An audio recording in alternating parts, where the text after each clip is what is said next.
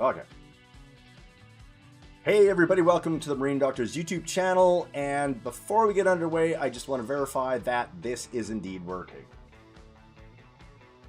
I'll just need a split second here. Check on my phone.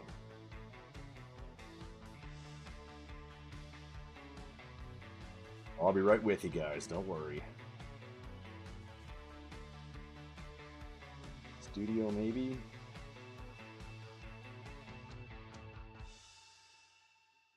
Probably what I'll end up doing is texting my buddy and see if this is working, because I don't know for sure. I don't want to get all started and do it all for nothing and have no one watching or nothing to watch, so.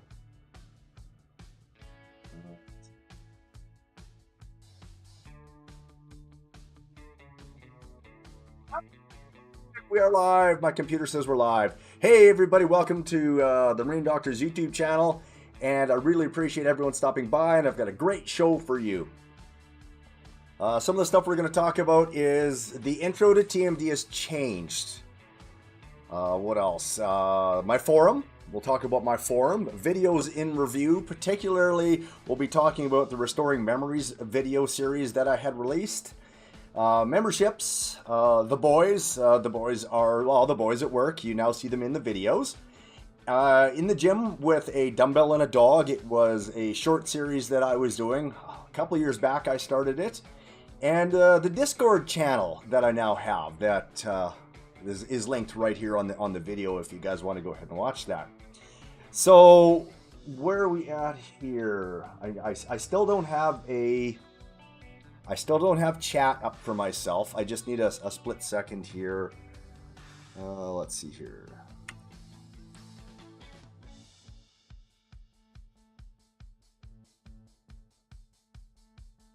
Nope, that's not me. I gotta try this again.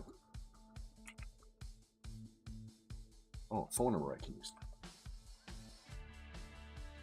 Think. My phone number, password.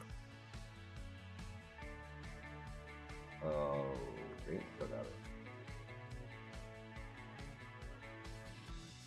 Well, now it's going to my phone. I'm hustling.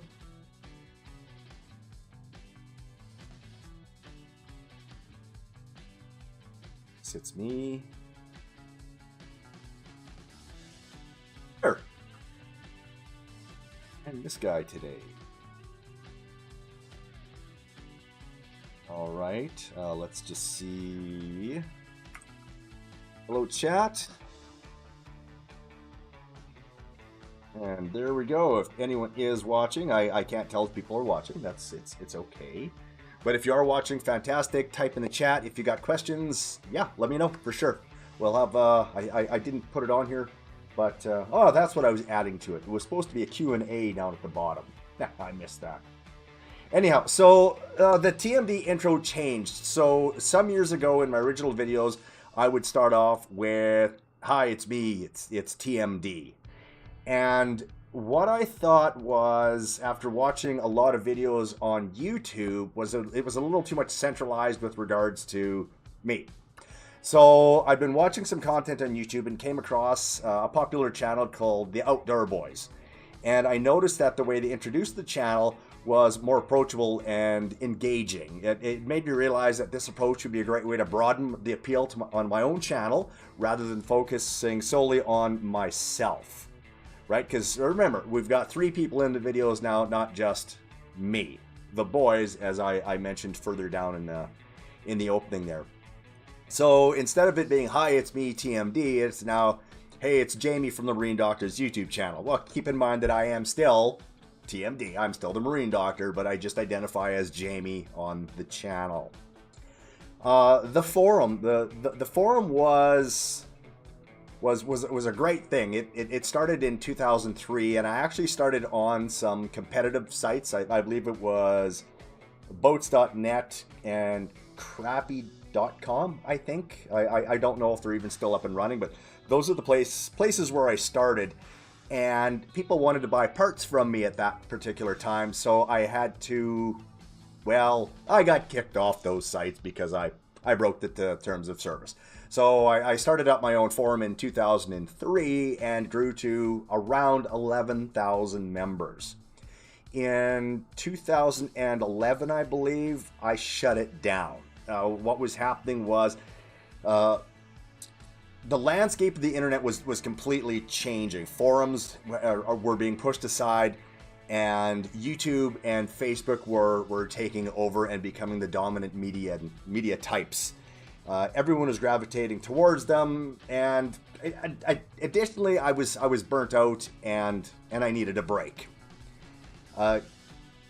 During the hiatus, I returned to my roots in personal training and nutritional counseling, which I have schooling for. I actually started that originally back when I was in my early 20s. I would put people into bodybuilding contests and things like that.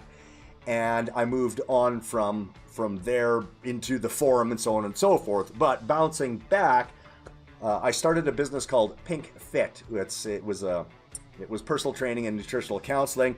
I even started a clothing line at that time. This is all in between 2011 and now, right? So I started this clothing line. It's called General Population, and eventually I became weary and tired of that stuff. So then I got mixed up with streaming video games on Twitch. So yeah, I became a professional video game player, not to the extent of $200,000, $300,000, $400,000, $500,000 a year, but enough to carry me over the winters when I wasn't working. Then a couple of years ago, what happened was Ron at the shop became ill, and I became the primary caretaker, or ideally, I started running the shop. And at that particular time, it freed me up to be able to start doing videos again without the weary eye of Ron. He didn't like me doing those types of things. And believe it or not, that was another one of the reasons why I moved away from the forum. Ron felt that, and Ron is my father, Ron felt that me giving away information on the internet was stealing from the company. Even if it was some information that I was giving to people in Brazil, for example. Nobody in Brazil would be bringing their boats to us or buying parts from us, but he felt that I was cheating him out of money. All right, so fast forward, I'm now in charge of the shop. I'm recreating videos now for you guys. And I'm really enjoying it. I am. I'm doing my own video editing, and this is stuff that I've learned on my own. And I do it in oh my goodness, Adobe Premiere is what I use to do all my videos. I've had my cousin come over every once in a while, and he lends a hand if there's something that I can't figure out to do, or I fall back on YouTube and I get the information that I need off of YouTube in order to create the great videos you guys see. So for example, the last one I actually integrated some stock photos into, and I thought, hey, this is pretty cool. I'm expanding, they're getting better, and hopefully they get much better. The series that we did, and I want to talk about those as in video in review, was the Restoring Memories series, and I don't feel that I gave enough of a insight into why I was creating that video series. Why inside of the video, right? I think I might have talked about it a little bit more in the description, but let's go ahead and I'll tell you my story of what happened. A customer comes into the shop, and he had inherited a boat from his brother who had recently passed away. Okay, and his story, and this was, I heard the story a little bit later, but he asked me to come out and take a look at the engine and see what I thought. And right off the hop, there was a lot wrong with this engine, far beyond the value of the whole entire unit. If we were to have charged out the amount of money that it should have taken to fix this thing, it probably would have been $4,000 or $5,000. Fair enough. But then he started telling me the story about how his brother had passed away, and his niece and nephew, but I called them nephew inside the video because later on when I talked to him, he didn't want people to know. He didn't about him. So I made some changes in the video, and we're far enough along that people aren't going to make any kind of connection with regards to that video and this fella. So as for his niece and nephew, so I thought to myself, what could we do? I knew that we had the donor engine in the back. It was on the ground, and I'd had it now for a couple years. I knew that the gear case was sound, and I knew that the tilt and trim worked. Even though inside the video, I kind of left you guys on the cliffhanger saying that, well, I don't know if this works or not. I knew it worked. I did, because I'd taken the engine off, and it had just been sitting outside. It's all those things that we do to make videos better for people. But we started on the video, and I thought to myself, you know what? Instead of it just being one of those videos where basically a security camera sits there and we just film, I wanted to make it look like a production. One of those types of shows that you would see, like Rust Valley Restorers, I believe, if I go back far enough, the West Coast Choppers, that type of story where you actually see some interaction with myself and the boys. The boys being my son, Tej, and my nephew, Joey, right? Those are the guys that you see in the video, and those are, well, they're my boys, right? And what like I said, we wanted you guys to see what it's like to work at Ron's Marine. Like that's the dealership where I work. It's named after my father, and I'll probably carry that on. But yeah, I wanted you guys to see that, the interaction, the fun times, the slinging back and forth that we typically do, because it's fun. We've had other people come in and they've worked with us, and they join in on that fun and feed off that fun. And for me, it's a pleasure to go back into work every day because the boys are there, because it's fun. It just is. When I used to work for my dad, my dad had, well, he can't defend himself, but he was angry a lot. And it didn't matter if I came in feeling really good that day. If I just said, "Hey Dad, how you doing?" he would just greet me with something that was bad. And for 30 years, okay, I knuckled down and I took it. So working with the boys now, I want to create an atmosphere that is fun and enjoyable, and I hope that reflected in that video. Now, back to the videos, I also want to talk about, why am I creating videos in series? So that particular series, I think it ran 7 or 8 videos. And then at a request, I put in, oh, hey, Motorhead. Sorry, I'll jump back in. If I remember, I'll jump back into my story. But welcome, Motorhead. Thank you very much for stopping by. You've been a marine mechanic since 1976, saltwater in New York, Long Island. I can 100% appreciate salt water, because anything, like we deal in fresh water here, but sometimes stuff will come in brackish water or from brackish water, and it's terrible to work on. So hey, props to you for being able to work on that stuff. Now, where was I? I think I got sidetracked because, yeah, my brain gets too far ahead of my mouth sometimes. We were talking about the boys. We were talking about how it's enjoyable to come to work. Let's see, 30 years of work, but I've actually been doing it. Oh, gee, what am I? 54 now, so I'm into my 35th year, I think, of doing this now. And the past couple of years, like I said, I'm the boss. All right. Yeah. So where was I? Oh, sorry, guys. 35. No. Well, if I remember, I'll come back to it. If someone in chat remembers where I was at, that would be fantastic if they'd write it down, because this is pretty typical of me. Sometimes I break off onto tangents. It's the blessing of having ADHD sometimes. My brain really gets going ahead, and my mouth just can't keep up. So by the time I've thought of what I want to say, and what I say, it's already blown right through my mind. That's why that kind of leads me into memberships.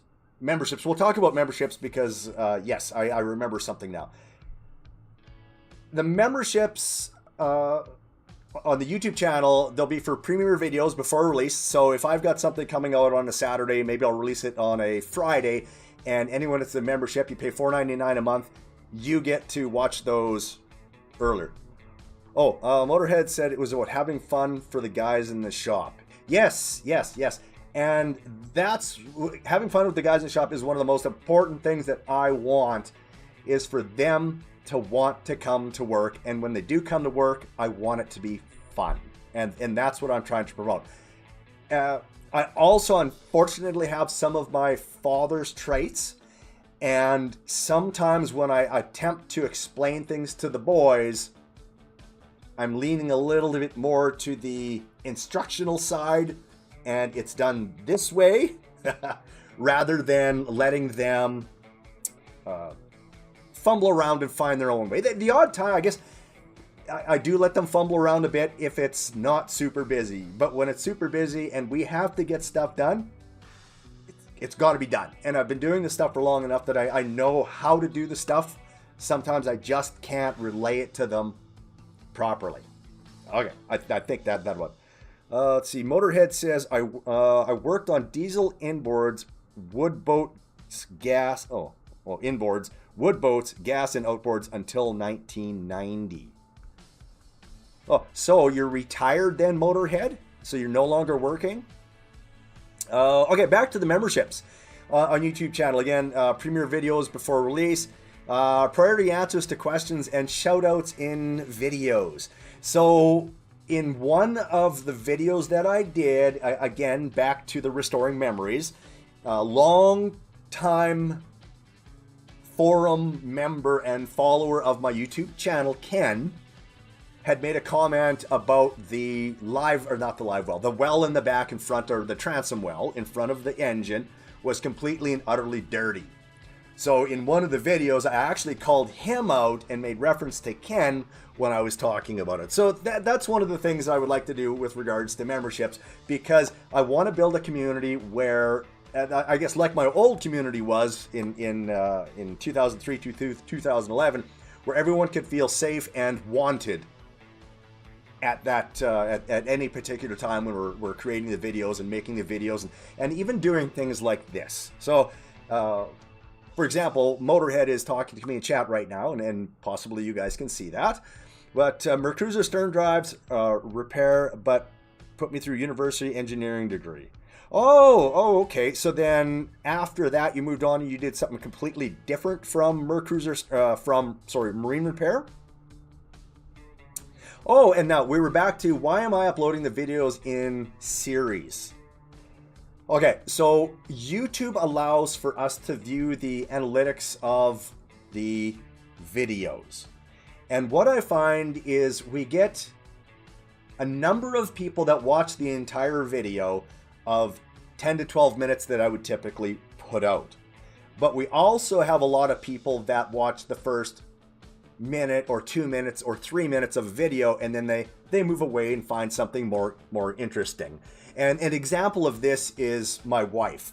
And the reason I'm mentioning this is I love her dearly, but the one day she says, "Oh, it's a 5-minute video," she says to me. "I like this," and she hits like. And I'm like, what about the last 5 minutes of the other ones? Like, you don't watch the content and like the content because it's likable? And no, she just liked it because it was 5 minutes instead of 2 or 3 times that. So that's another one of the reasons why I keep them short. And I guess the main reason that I like to have the segmented videos or the series of videos is I can take 30 minutes of video now and turn it into 3 videos rather than putting it up as one and having a lower viewer count and watch time of the other ones.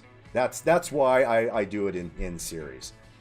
Let's see here. Yamaha Motorhead says Yamaha outboards came out and Revolution, no more repairs. Yeah, and yes, I built those horrible Mercury outboard inline 6s. Oh my goodness, inline 6s.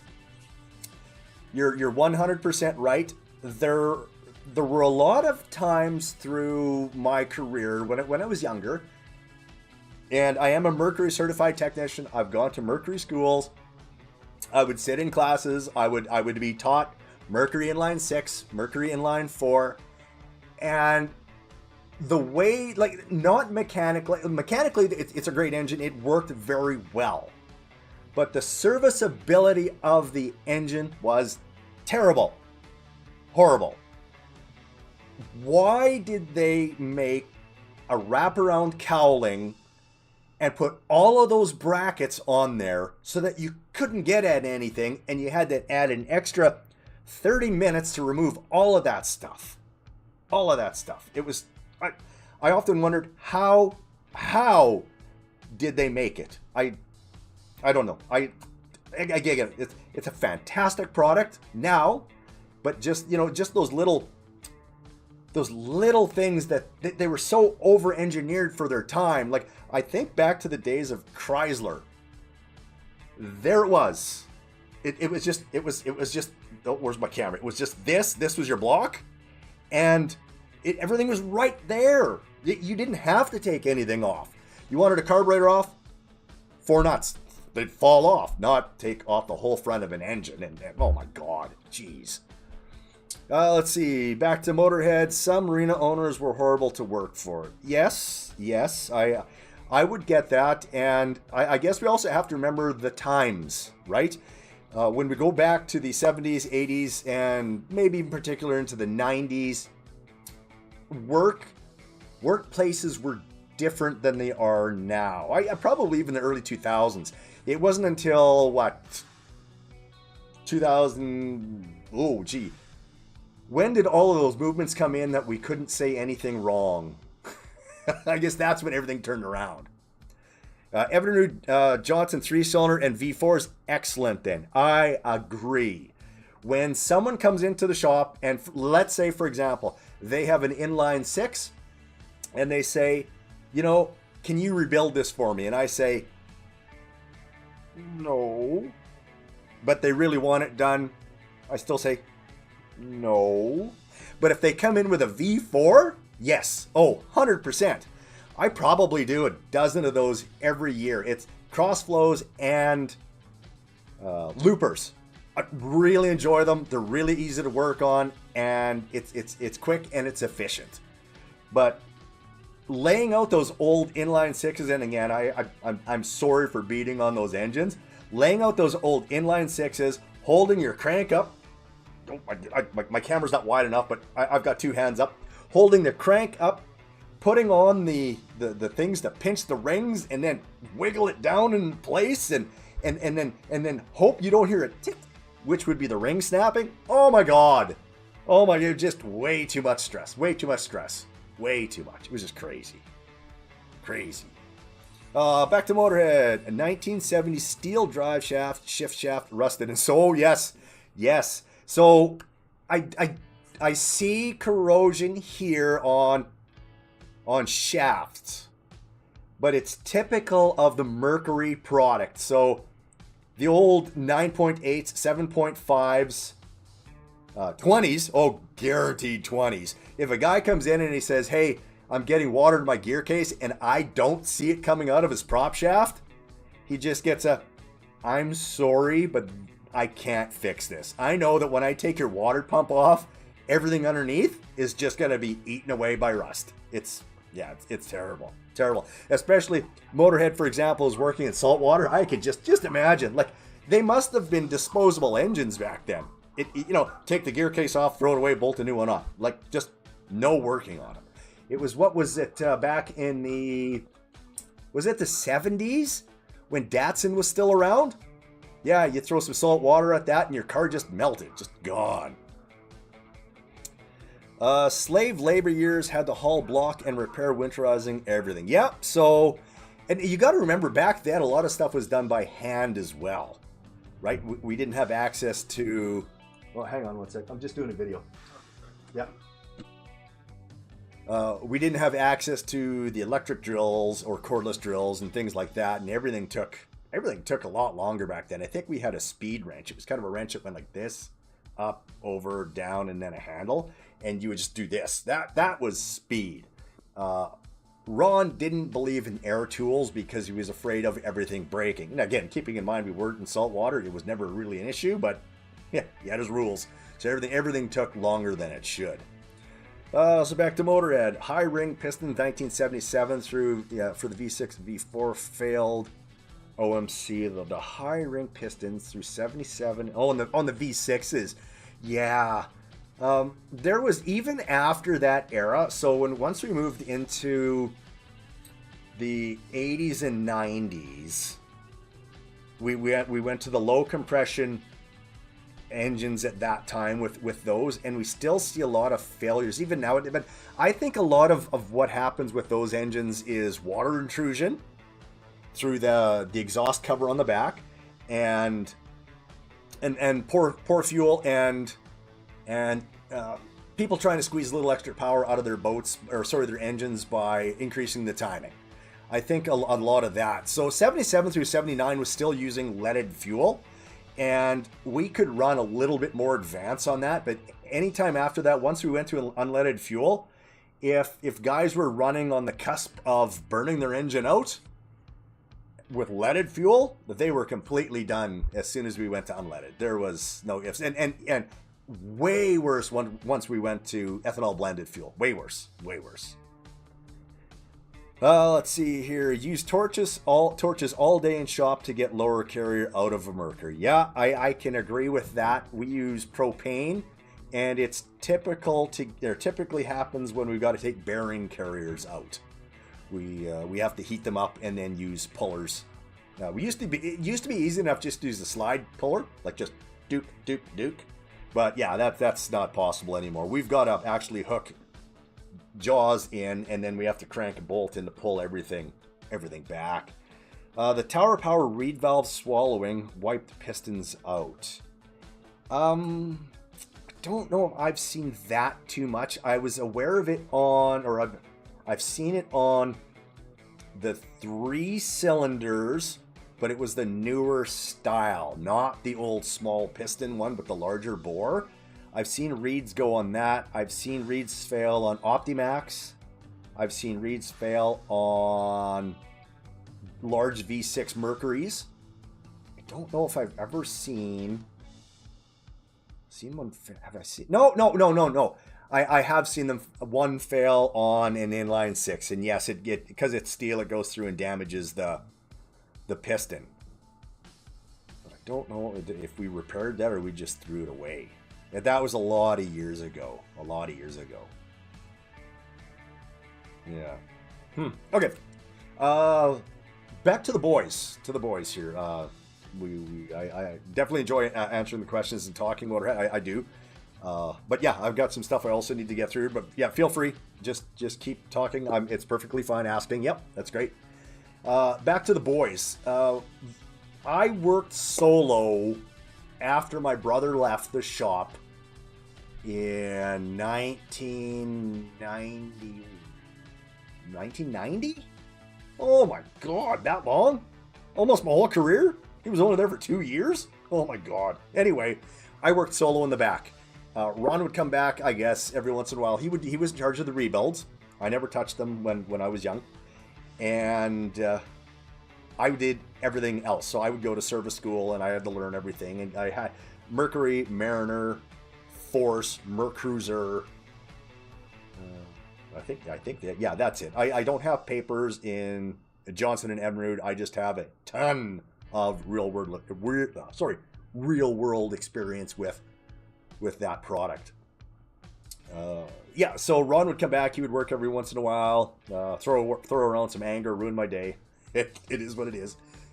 And yeah, that was my day. So here we are 30 some years later, and I've got the boys, and I show up to work, and now I stumble to the back.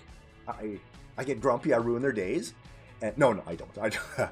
I stumble to the back. I get to work on the stuff that I work on or want to work on. I don't have to hang upside down now in a stern drive to pull a starter out. I've got the boys. Oh, what if they watch this?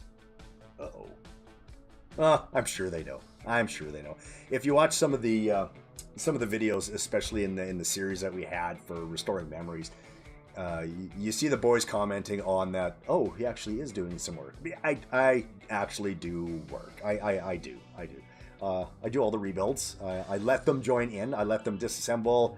I oversee or watch them perform putting pistons in and things like that, so that they learn to do it right, or the way that I want to do them, or way I believe it should be done, so that we don't run into problems with stuff breaking and having to warranty it. I have made mistakes in the past where I've put pistons in wrong, instead of like this, so the ports are facing the wrong way. You learn, and when you pay for the repair yourself the next time the customer comes in because it blew up, you learn. So I want them to all learn these things before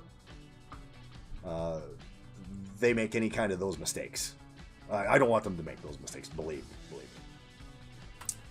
Let's see, the Discord link. So with the forum now gone, long gone. Again, I'm long gone. I can't see my hands. Anyway, long gone. I decided I would start a Discord channel. And the Discord channel will act like the old forum did. So if a person has questions that they want answered, or they just want to come for general chat or whatever, it's all segregated in there so that you can ask your Mercury questions, your Force questions, your Chrysler questions, Johnson, Evinrude, so on and so forth. And for example, Motorhead probably has lots of experience. Motorhead would be fantastic in there, and hopefully be able to answer some of the questions that maybe I don't have time to, or give some other insight into the questions. Like I said, I'm trying to regrow that community of people so that we can do this together, so that we can build this. Let's see here. In the gym, a dumbbell and a dog. Okay, so impact tools, this is okay, not assembly. Yes. I, though, and the boys admittedly run on the risk with our cordless stuff of reassembling. They're low impact at the time, and it's brap, then torque. I am, and the boys are fully aware, if we hold the needle down or the pin down or the trigger down on an impact gun, it'll break stuff. It will. Yeah, the only reason we really use it is for speed. And Ficht OMC disaster. Ficht, yes. Yeah, yes and no. Well, yeah, I guess if you break down what Ficht really was, in my opinion of what a Ficht engine was, if we compared it to the Optimax engine that Mercury had. Mercury built an engine from the ground up with all new technology and ways of doing it, right? Then they put a DFI, or direct fuel injection system, on it. And then here we go. We've got Mercury's engine. Johnson and Evinrude, or OMC, they took a regular block and just put stuff on it. That was my take. That was my take of the original Ficht engine. So if anyone comes in, and I do have the software to work on it. We went out and a couple of years ago we bought the software to work on E-Tech and to work on Ficht. Ficht, the failures that I see is typical, and E-Tech is more so with the fuel pumps failing. We get that a ton, water gets into them, and we have to replace out the entire VST, vapor separator tank, which houses the fuel system and the fuel pump. This is the same with Optimax. A lot of the Optimax and four-stroke technology is bad fuel, water in the fuel, takes out the fuel pump. That's the most common failures we see of all of that product is the fuel systems. they have or had issues. They've had or had issues to the point now when a customer comes in and he stands at the front desk and he says, "Hey, it's we'll use a 4-stroke for example. I was running down the lake, all of a sudden it died, and when I went to restart it, it started for a bit, then it died, and then it wouldn't start again." Okay, so anything from 2006 through 2013, 14, the L4s, there's a little hose, and the little hose breaks, and that causes issues. The float sticks, which then it runs out of gas, or the fuel pump dies. That's what goes wrong in those engines. The only other real failures in those engines that I see is they wear out from the customers don't warm them up properly. Water intrusion into the bottom cylinder from stopping fast on the water, where the water actually goes up the exhaust and then into the bottom cylinder. We see that, but they physically wear them out because they troll. You look at the hours on these things, and these guys, they've got let's say they got 1,200 hours on their engine. They've got 1,000 hours trolling, and the rest is just some kind of mixture of high speed and middle RPM and so on and so forth. They've ruined their engine, just ruined it. Oh, Motorhead's okay that you post. I want you to post, and I appreciate it. It keeps me more engaged and wanting to continue what I'm doing. I absolutely love the fact that you're posting. OMC oil injection system ruined almost all motors in the 80s. Sorry for the I'm trying to start my brain. Here's what I'm doing here. VRO, or the original VROs, didn't have a warning system on them, so if something was to go wrong, we could run into issues. Once VRO2 came out, which was the alcohol resistant, as well as had the warning system on, if the engine went down due to a VRO pump or an oil-related problem, that was operator error. Or the buzzer didn't work, they didn't know what it was, they just kept driving it after the buzzer went on, whatever. The way the VRO system worked was this. If the VRO pump failed, it would be because the diaphragm or the oil side of the diaphragm or something happened inside would rupture. If it ruptured, okay, the alarm goes off and we get it's the beep tone, not the solid beep, which would mean that you had either low fuel flow or low oil flow. If you chose to ignore it, the engine blew up. The other way the system would fail, it would over oil and throw a bunch of extra oil into the engine in an attempt to save the engine, well, basically because something broke inside. Check valve let go or one of the diaphragms broke. So I know that VRO pumps got a really bad rap, and understandably, anytime we add something else onto an engine, whether it's cam driven or whether it's computer driven or it's mechanically driven, we introduce something else that can break. And oil injection, the way they did it, they probably should have done it off the crank like everybody else. But it's just that it was new. And let's even go back further. VRO came out and Auto Blend came out from Mercury. If you want to talk about something that's bad that was oil injection, that was it. Auto Blend. We went to service school, and at service school, like this was after its run, and they actually got into their cam or their gear driven oil. If you come across an Auto Blend, pull it out of the guy's boat, save his engine. It was really? Yeah. Take it out. It's done. It was that bad. VRO was better than that. Especially when the warning system on Auto Blend was a 9-volt battery. Come on. Okay, back to Motorhead. Let's see, we did the oil injection one. The 2.4 and the 2.5 V6s were excellent. I'm assuming you're talking about the Mercury engines, Mercury and Mariner. So I think the 2.4 was the race engine, I think, and 2.5 was the new version of the 200? 200, I think.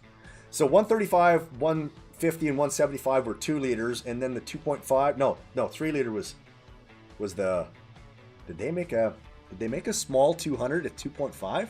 I can't remember. Had to pull motors out to change starters, rusted bolts on Mercruiser. Yep. That happens. We had a we didn't have a rusted issue. We had a one starter bolt fell out and the other one sheared off on a Mercruiser. So we had to pull the end. That's news you got to give to a guy, right? Yeah, can you bolt my starter back on? No. Yeah, it ended up that we had to pull the guy's engine out, and we don't pull bolts out like that. Take it over to the machine shop, so he incurred the cost of the machine shop plus us taking out his engine for repair to get that broken bolt out. Volvo made excellent inboards. Are you referring to the drives, or are you referring to the overhead cam engine? I didn't get to work on a lot of that product, the Volvo stuff. My brother, who lives out in BC, he worked or got the opportunity to work on a lot of that stuff. So if something came in, I was able to bounce a question off of him about, hey, what's going on with this thing? And one of the biggest failures of that engine was, I believe it's an aluminum head and a cast block, I think. Or maybe it's the other way around. I can't remember for sure. But we would get micro movements of the two on the surface where the head would meet the block, and the gasket would blow out. So that was one of the big oopses that they did with that. But the drives are really good. I've only had the opportunity to have to work on one. We're not a Volvo dealership. We're a Mercruiser dealership, and that's what our tools are Mercruiser. We don't have anything Volvo. But my experience was, I put an engine in for a guy, a brand new engine, and I think we're up to 10-12 grand invested in this guy's boat. And we take it outside, we start it, and it's going tick, tick, tick, tick. And they go, oh man, it's a brand new engine. So, we do our due diligence, we check the compression, whatnot on the engine and whatnot. And finally we rule the engine out as a problem. So, we check his gear oil, and his gear oil looks okay. And I thought, you know what? No, let's open this thing up. We opened. I went and borrowed a tool from another dealer, brought it over, spun it open, and there was a chipped tooth on the pinion gear, and that's what was going tick tick. So we had to order that from our supplier out of Manitoba, who got it directly from Sweden, I think it was, because there was nothing in Canada. So we finally got this guy's boat all back together for, we won't talk about the price, but let's say it's his forever boat. Let's see. That would be great if you'd help others. Excellent, Motorhead. I remember first Makita battery drill came out in 1984. So I want to say that you're talking about the Makita drill. It was blue, it took 9.6 volts, and it had a really long battery that went up the bottom like you're loading bullets into a gun. Correct me if I'm wrong, but I think that's what you're talking about. If it is, that was the first one we had at the shop too, and we used it for a lot of years. We had multiple batteries, and it's nowhere near what the drills can do now. Like the drills that we use, like we've got drills like for drilling holes, and then we've got our impact drivers, and then we've got our impact guns, and they all work a little bit different. Excuse me, the impact guns though, oh my god. Hey, this is tight, can you get this? Yes, I can. They work that well. Let's see here. My brother has twin 205 Yamaha HPDI, never failed once. We took boat from Florida to Abaco. So I'm definitely aware of where Florida is. Abaco, I don't know, but I'm assuming it's a long ways. So the high pressure direct injection, I don't have a lot of experience with that, again, because we're Mercury and Mercruiser guys. But I have worked on them. They have come into the shop, and I think the one that I did work on was overheating. So that's my experience. I did get the opportunity though to look the engine over and figure out what was what and so on and so forth. But primarily we're Mercury, and we do everything. We're those guys. We work on a lot of old engines because the other dealerships don't want to have anything to do with them. I think their guys are now turning stuff away that's 2000 and older. So that's fantastic for us. The boys get to learn new stuff all the time, even though it's old, and hone their skills. And then they also get to learn all the new stuff. So when I'm done, the boys are going to be really smart when it comes to this stuff.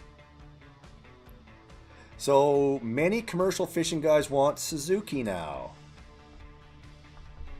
Hood Wipo Stabber says TMD with a question mark. Are you asking if I'm TMD or what? Anyway, back to many commercial fishing guys want Suzuki now. Why did they want Suzuki? Mercury outboards had no overheat alarms until 1980s. Let me think.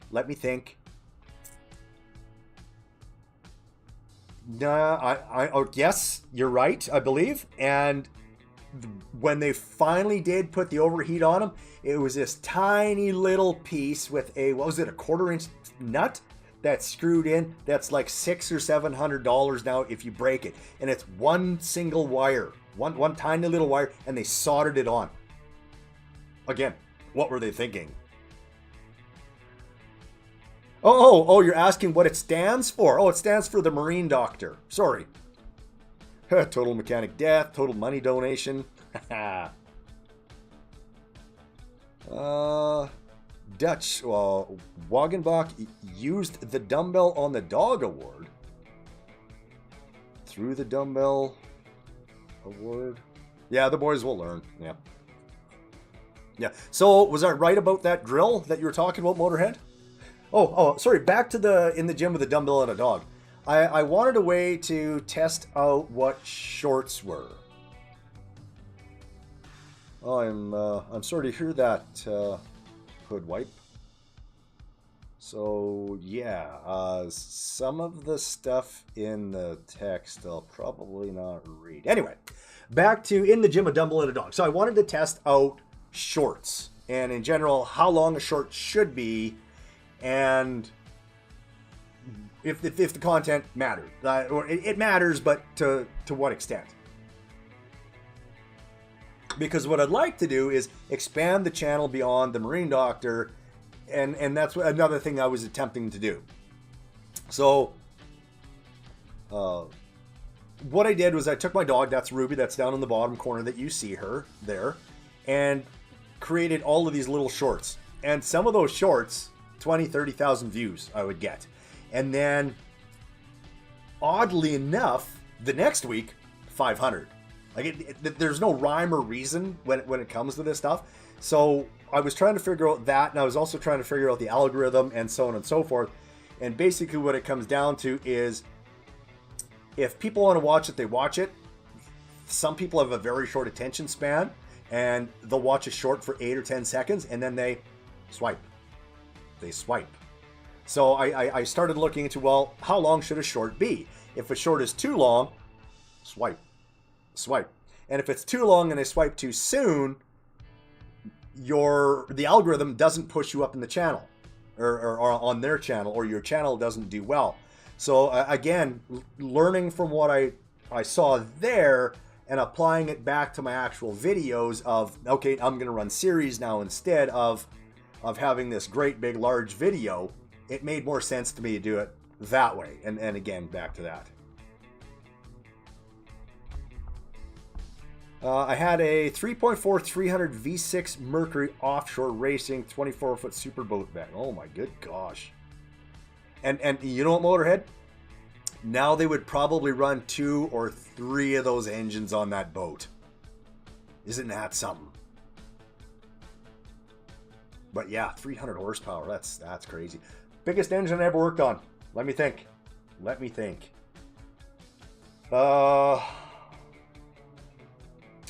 If we count oil changes alone, probably a 300. Actual working on 200 horsepower Verado, I think.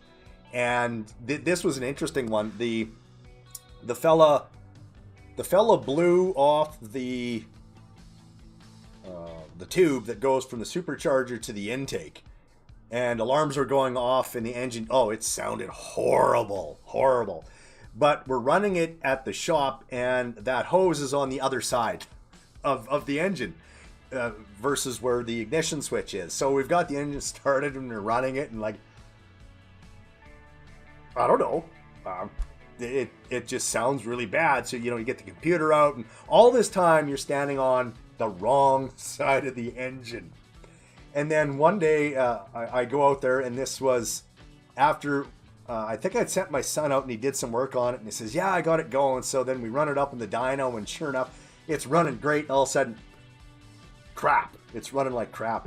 And he didn't tell me that he'd taken this that sleeve and put it back into place. So does this thing break again? So then I finally went around to the other side to look at this, and sure enough, that sleeve or that boot or whatever you want to call it had a little cut in it, and that's why it kept blowing off. It would stretch and then just pop off under the power it was making. I know that they blow off for other reasons, like so the wastegate is stuck shut or so on and so forth. That wasn't the case here. It was just worn out and broken. So we put a new one on, and yeah, away it went. The guy was super happy. Mighty Judge Fence says Mercury is terrible. Oh my goodness. How come? Volvo used GM V8 V6 also. It had raw water pump on the front. Easy to service, unlike the Mercruiser inboard raw water pump nightmare. Funny you just mentioned that. In spring, this guy comes in and he's got a raw water pump, and he says, I need a new impeller. Okay. Yep. Let's throw a new impeller at this thing. So it took outside, I think it was like plus 30. So maybe high 80s, low 90s for the Americans that are watching the channel. And I'm sweating, and I'm having the lady from the front constantly bringing me water and whatnot for me to drink while I'm working on this, because I'm just sweating. And 2 or 3 hours or whatever it took to get this out and then get it all put back together, because you're right. That water pump is built down and inside. It's physically below the floor level of the boat. It's ridiculous. So I finally get this thing off, and I look at it, and I'm looking at it going, oh, it's worn. And he just wants the impeller done. So, one of those scratch your head things, and then it's one of those times where, okay, judgment call. How bad is it? Because I'm not going back in here. The guy wants the boat for the weekend. This impeller's going in, and if this impeller works, it's going to work, and he's going to keep driving this boat. So I looked at it. I talked to the customer. I assured the customer, you know what? If it's going to work, it's going to work. If it's not, the engine will overheat at idle, or whenever it's going to you'll have issues. He had no issues. It was fantastic. And the next one that came in, the boys. Yeah, in you go. You guys, the boys, you do it. I only had to take apart 2 Volvo outdrives ever. Pain to pull off and reinstall, but never broke. Oh my gosh, yes. If they're a pain to pull off, it's because the engine is out of alignment. Listen to this story. We replaced multiple engines this year in different boats for Volvos. Okay? We're not Volvo guys. We don't have the experience. We learn on those as we go, but swapping the engine out, we thought, oh, how hard can it be? It's just like a Mercruiser. You pull the drive off, you take the engine out, you put the new engine in, you put the drive back on. No. Drives do not want to go back onto Volvos once you pull the engine out. So what you end up having to do is raising and lowering and raising and lowering and raising and lowering the engine with your alignment shaft stuck inside, hoping that when you go to put the drive back on, it goes back together. I'm ashamed to say, and when the guy first brought the boat to us, I said, we're not Volvo guys. The Volvo guy is too busy, I understand. We'll try. I told him right out front of the yard when he dropped the boat off. we'll put the new engine in, but if we run into issues, I don't know, right? So we could not get that drive to go back on. We went up, we went down. I called my brother. My brother's a Volvo guy, and said, dude, what are we doing here? He says, just like my Cruiser, raise it up, lower it down, raise it up, lower it down, and so on and so forth. Wouldn't go. We finally phoned the guy. Hey, dude, like, hey, no, we didn't put an engine in. We did the boots. We did the bellows. That's what we did on it. We did the bellows. So that's why we had to drive off. And for the life of us, and we spent hours and hours on this thing. We didn't charge him for the hours. We charged him for doing the bellows. We didn't charge him for the time trying to put this thing back on, but hours. Myself and the boys, myself, back and forth. We could not get that drive to go back on. We could not. So it's, dude, I'm sorry. You need to go to the Volvo guys. I can't. We need to get all of these other boats. I don't know if you watch some of the videos, you'll see shots of the yard, and we'll have 40, 50 boats in the yard at one time, and they want that stuff all done within a reasonable amount of time. So if we get 5 boats done a day, 7 show up. Like, we're always behind. And when we run into problems like this that we can't finish, oh, it's heartbreaking. It is, because we're letting this guy down, and we're letting down some people that we could have got their boat done for the weekend because we had to mess around with this for so long. That's Motorhead says that was in the Bahamas. So he drove from Florida with his boat with his brother to the Bahamas. Eelgrass is such a thing? Anyway, eelgrass clogged water intake on a Mercury, overheating melted number 2 and number 3 pistons. No alarm. So this is back to... That's odd. It would do 2 and 3. Because number 1 cylinder runs the hottest out of those. And the reason for this is the water, as it moves up the block, goes up one side, gets to the top, and then runs back down. So this is the way the Mercury product works. So the water's constantly collecting heat as it goes up. By the time it gets to the top, it's the hottest water, and then it comes over and then comes back. Wait a minute. Maybe that's wrong. Thinking about it, the water runs back down the other side. So it's collecting water on the other side. So eventually we've got one side that's cooler, one side that's hotter, but that's the exhaust side too. Perhaps I need to think more on that. But yeah, I always thought it was the top cylinder was the hottest because it was farthest away. Interesting. Anyone remember OMC outdrives, electric shift and cable in the 70s and 80s? So the OMC outdrives, are you referring to the ones, so 40s used them, electric shift, 80s used them, not the year 80, but 80 horsepower. 60s, I think, 60s used them. None of the 70s or 75s did. The 65 evolved into a 70 and went to a mechanical shift gear case that ran for 2 years. Then they changed the stuff in the bottom and changed the shifting at the top. So you could purchase a gear case would bolt on from a newer model, but it would shift backwards. Way to go, OMC. Anyway, yeah, the electric shift, they had springs. So you would ignite the spring or supply voltage to the spring, and it would squeeze on a clutch, and then that would engage or disengage the gear. So I don't know if you guys are aware of this, but the drive shaft comes down to a pinion gear. It always spins, and it's always driving the gears opposite directions. The gears are always moving. We engage the prop shaft is what we engage. So for forward or reverse. So these guys with these electric shifts, number one, they get water in them, and that would short it out and make it not work. Or they would break the springs by going from forward to neutral, forward/neutral reverse really quickly. So before the front would even disengage, it was trying to spin the opposite way, and they'd snap the spring. Just a disaster. And oh my goodness, to take one of those things apart and put it back together, nightmare. Nightmare. Oh, the big rubber transom boot. So the big rubber transom boot. So you must be talking about, and I never saw one, or did I see one?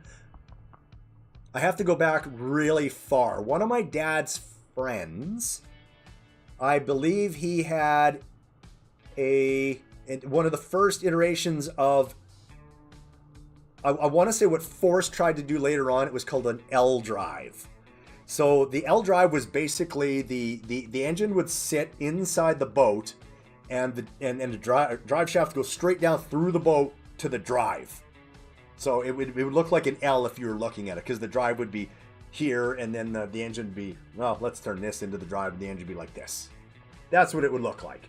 So the drive was just below the boat, nothing else, and the engine would sit inside. So Johnson tried that before that, but I don't think they did it that way. Maybe Motorhead, would you know? Did it go down through the bottom, or did they run an L drive shaft of some kind, like run a gear here and a gear here, and then send it out the back to their drive?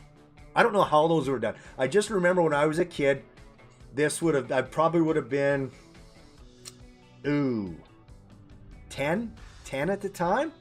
One laying on the ground, and I asked my dad, hey, what's this from? And he explained it was an electric shift, first two-stroke inboard stern drive or something. I don't know if that's what you're talking about.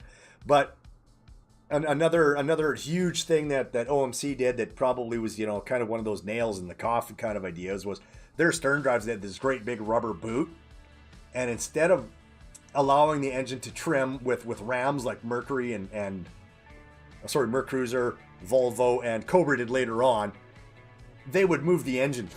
The engine would physically move up and down inside the boat, changing the angle of the drive. Like, wow. So just some of the stuff, and you look at this stuff, and you think to yourself, in the 70s and 80s, back in the 40s, these guys flew in fighter planes, and just imagine what it was. Like, if we would look at this stuff now and go, oh my god, like, you take this on the water, imagine what those poor pilots and those guys that worked on that stuff had to work on. Like, oh my, crazy. Insanity putting that pump under the motor. Back to that water pump. That was not a good idea, and it's still going on, Motorhead. They still do that. Volvo put the pump on the crankshaft dampener. Yes, yep, they did. The problem though with Volvo is that pump doesn't self-prime very well. So if you're in the water, it's probably fantastic, and the water pressure will push in, go up, and make it easier for that pump to pull water. When we run those engines on the water muffs, because that's the only way we can run them. So let's say, for example, we put a brand new engine into a guy's boat, and we have to start it and set the timing and things like that. Remember, we're not running this engine up, we're just starting it.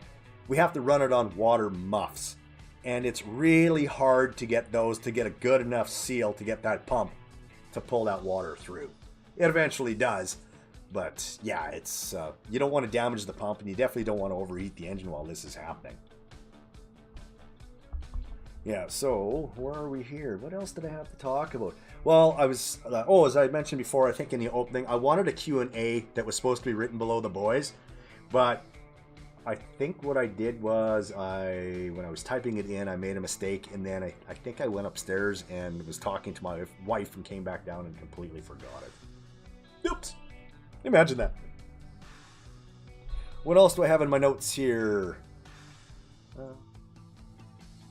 The series, the hiatus, the TMD's forum, content.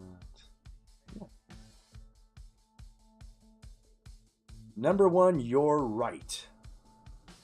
Oh, and I think you mentioned, yes, old Nikita battery drill was a miracle then, yes.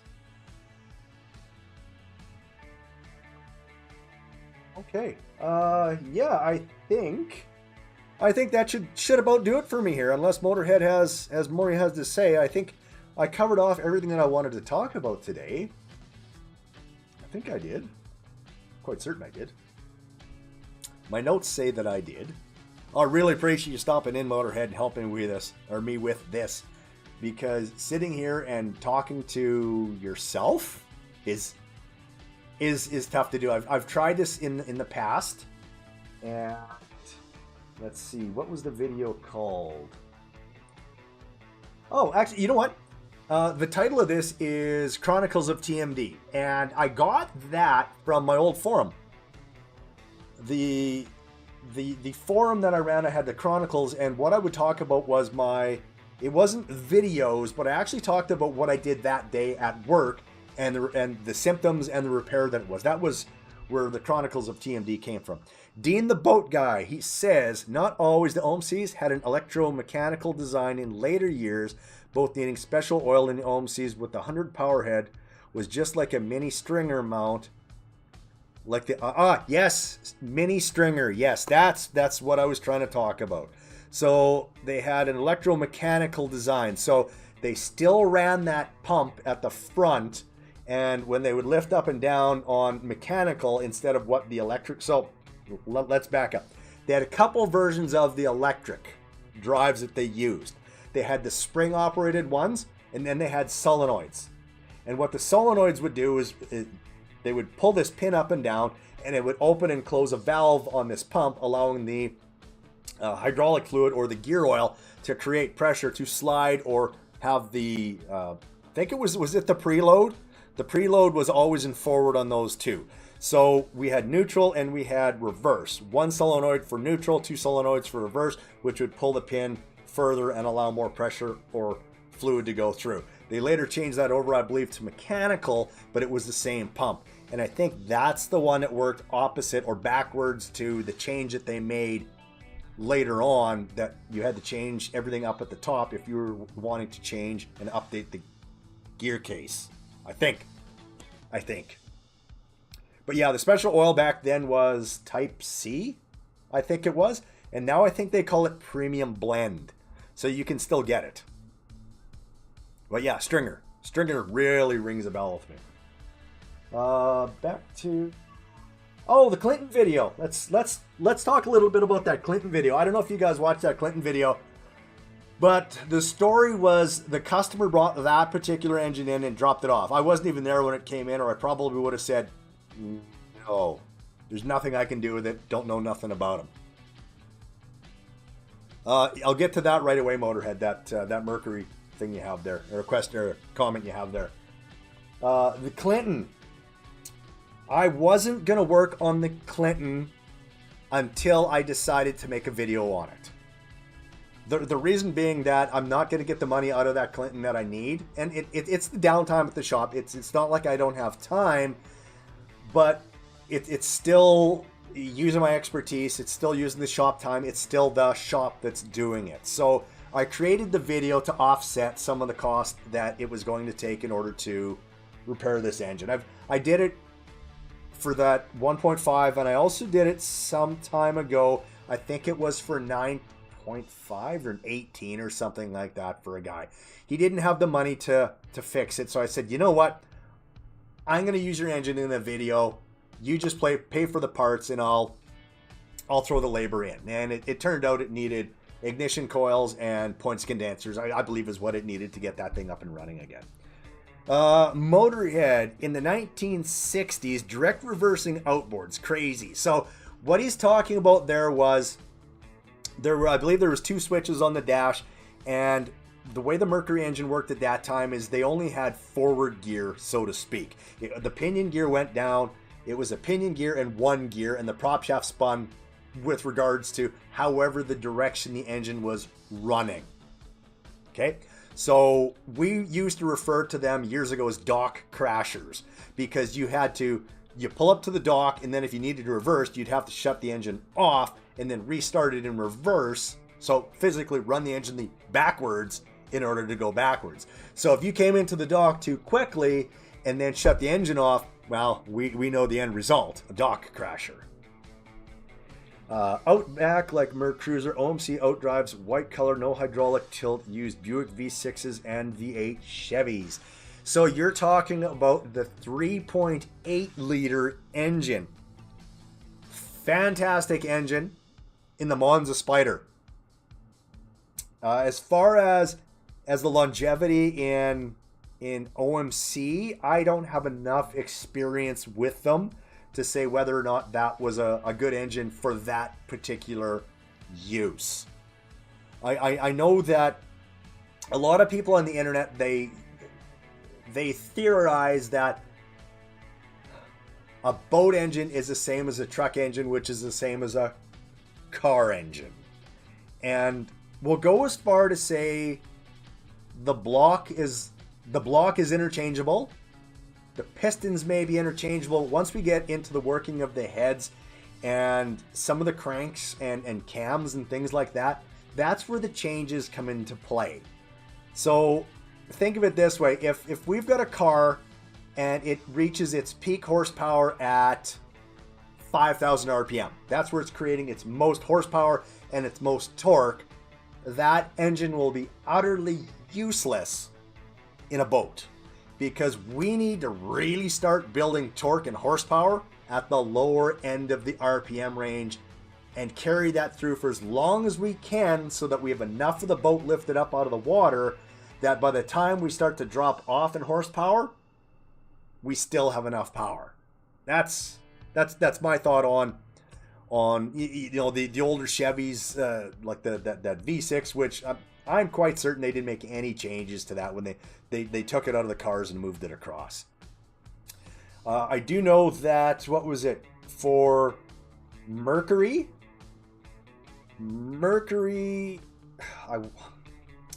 I don't want to say that they designed the Corvette engine. I think they assembled that engine for Corvette. I think. And I also know that again, I'm just carrying on with regards to the comment about the engines. Yeah, is they actually made. I don't know if it was Skinetique. It was one of those center console driven boats, or wakeboard boats. No, those wakeboard boats. No, those would be ski boats. Skinetique and those types of things. What was I saying? I lost. Oh, they actually made the back end of those look like Corvettes. So they actually had the round lights. So they made them look like Corvettes. Plus they put that Corvette edition engine in those. Let's see here. Guy has 1983 like new here at Freshwater Use. Oh, one of those, the old white outdrives, or yeah. Oh, those outdrives. You know what?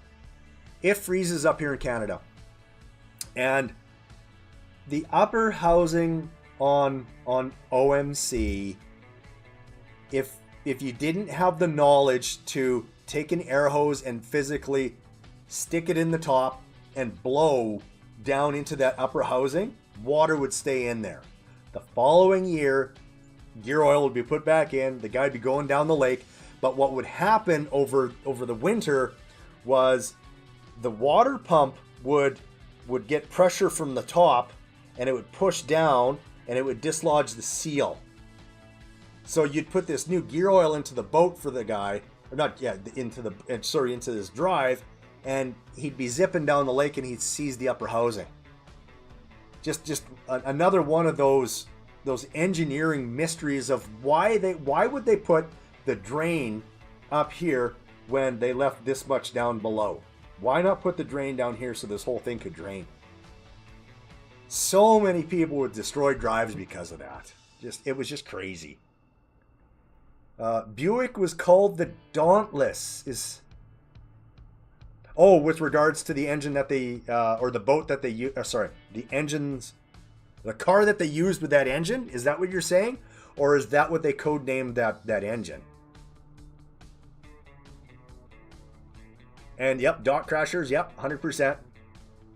Yes, electrical mechanical shift, then magnet springs were earlier, yes. With the blue and green wires, yeah. So when we would take these drives off of, and to check the water pumps or to do work on the drives, The green and blue wires that he's talking about, albeit not the stern drives, I'm talking about the outboards. You had to fish them up the where the drive shaft goes through, and then they come out beside the block. Okay, which isn't too bad for the guy that's experienced and knows what he's doing, right? Because if you weren't paying attention, you would wrap it around the drive shaft, and then you would take it up and it would leave through the hole. So guy'd be booting down the lake, and it would eventually, the drive shaft would wear through that, the wires, be it the green or the blue, and he would either lose neutral or neutral or reverse. He would be stuck in forward. Dock crasher. Another version. In the 70s, they had a bicycle cable shift and twin cable steering cable. Unobtainable now. So the bicycle cable shift, are you referring to the second generation of the OMC? So that would be the 400 and 800 drive? I think that was 1979 and up. That's when they swapped those in. So those were a horror story. If the cables stretched from, well, my boy got in the boat and he was shifting without it running, the cables would stretch. So once the cable stretched, you had to take out this black cable that housed these two cables and then reinstall it. So this meant taking the drive off and disassembling the shifter mechanism and getting these measurements. And these measurements dictated the distance that the shifter would move in forward and then in neutral and reverse. So it was something like 9 inches and 9/16, something like that. That this one cable, when you pulled on it, that's the maximum that it had to measure. And you would have the instructions sitting in front of you, and you would set at this task, and you go to drop this thing down into place, and one of the cables would move. Off it would come again, back and forth and back and forth and back and forth. Then you'd think you had it right. Okay, it's working on the bench. You put it back. This is the stern drives I'm referring to. You put it back on, you bolt it in place, you get inside, you hook up this weird assembly that they had. It was about this big. It had this big wheel on it, a small wheel, and you'd wrap the cables around and hook them into place, and then you'd go up front, you'd have someone spinning the prop at the back because that's the way you do it, and you would shift, and it would go grrr.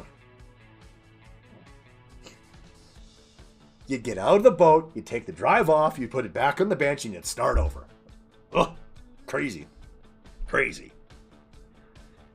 So that was I believe that was the bicycle cable shift that he was referring to.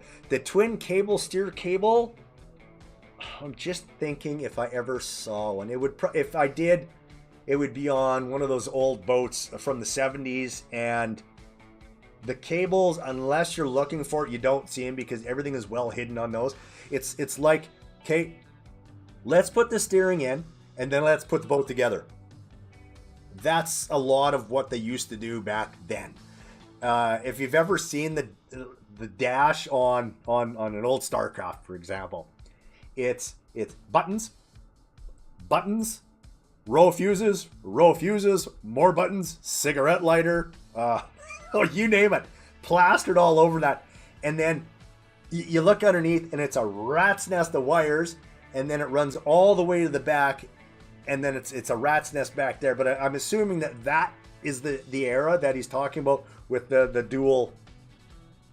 Wait, no, I know what you mean now. I know you mean clothesline steering. That's what you mean. We did one of those this year. So the clothesline goes from the engine, runs out both sides, up to the front, and then across, and then it connects on the steering wheel.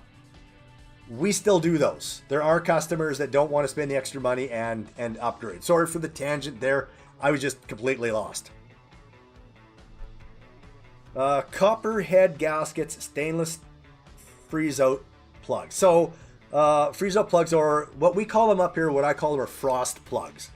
And the reason we say that is once the engine starts to get around that temperature, or the outside, sorry, once it gets to around that temperature where it's cold enough outside, or our first degrees of frost, if there's still water in the block, those frost plugs are supposed to pop out and let any remaining water that's in there or ice expand out through those holes. So I've seen those save several engines. I think we did two V6s this year, Mercruiser, sorry, or one was a V8.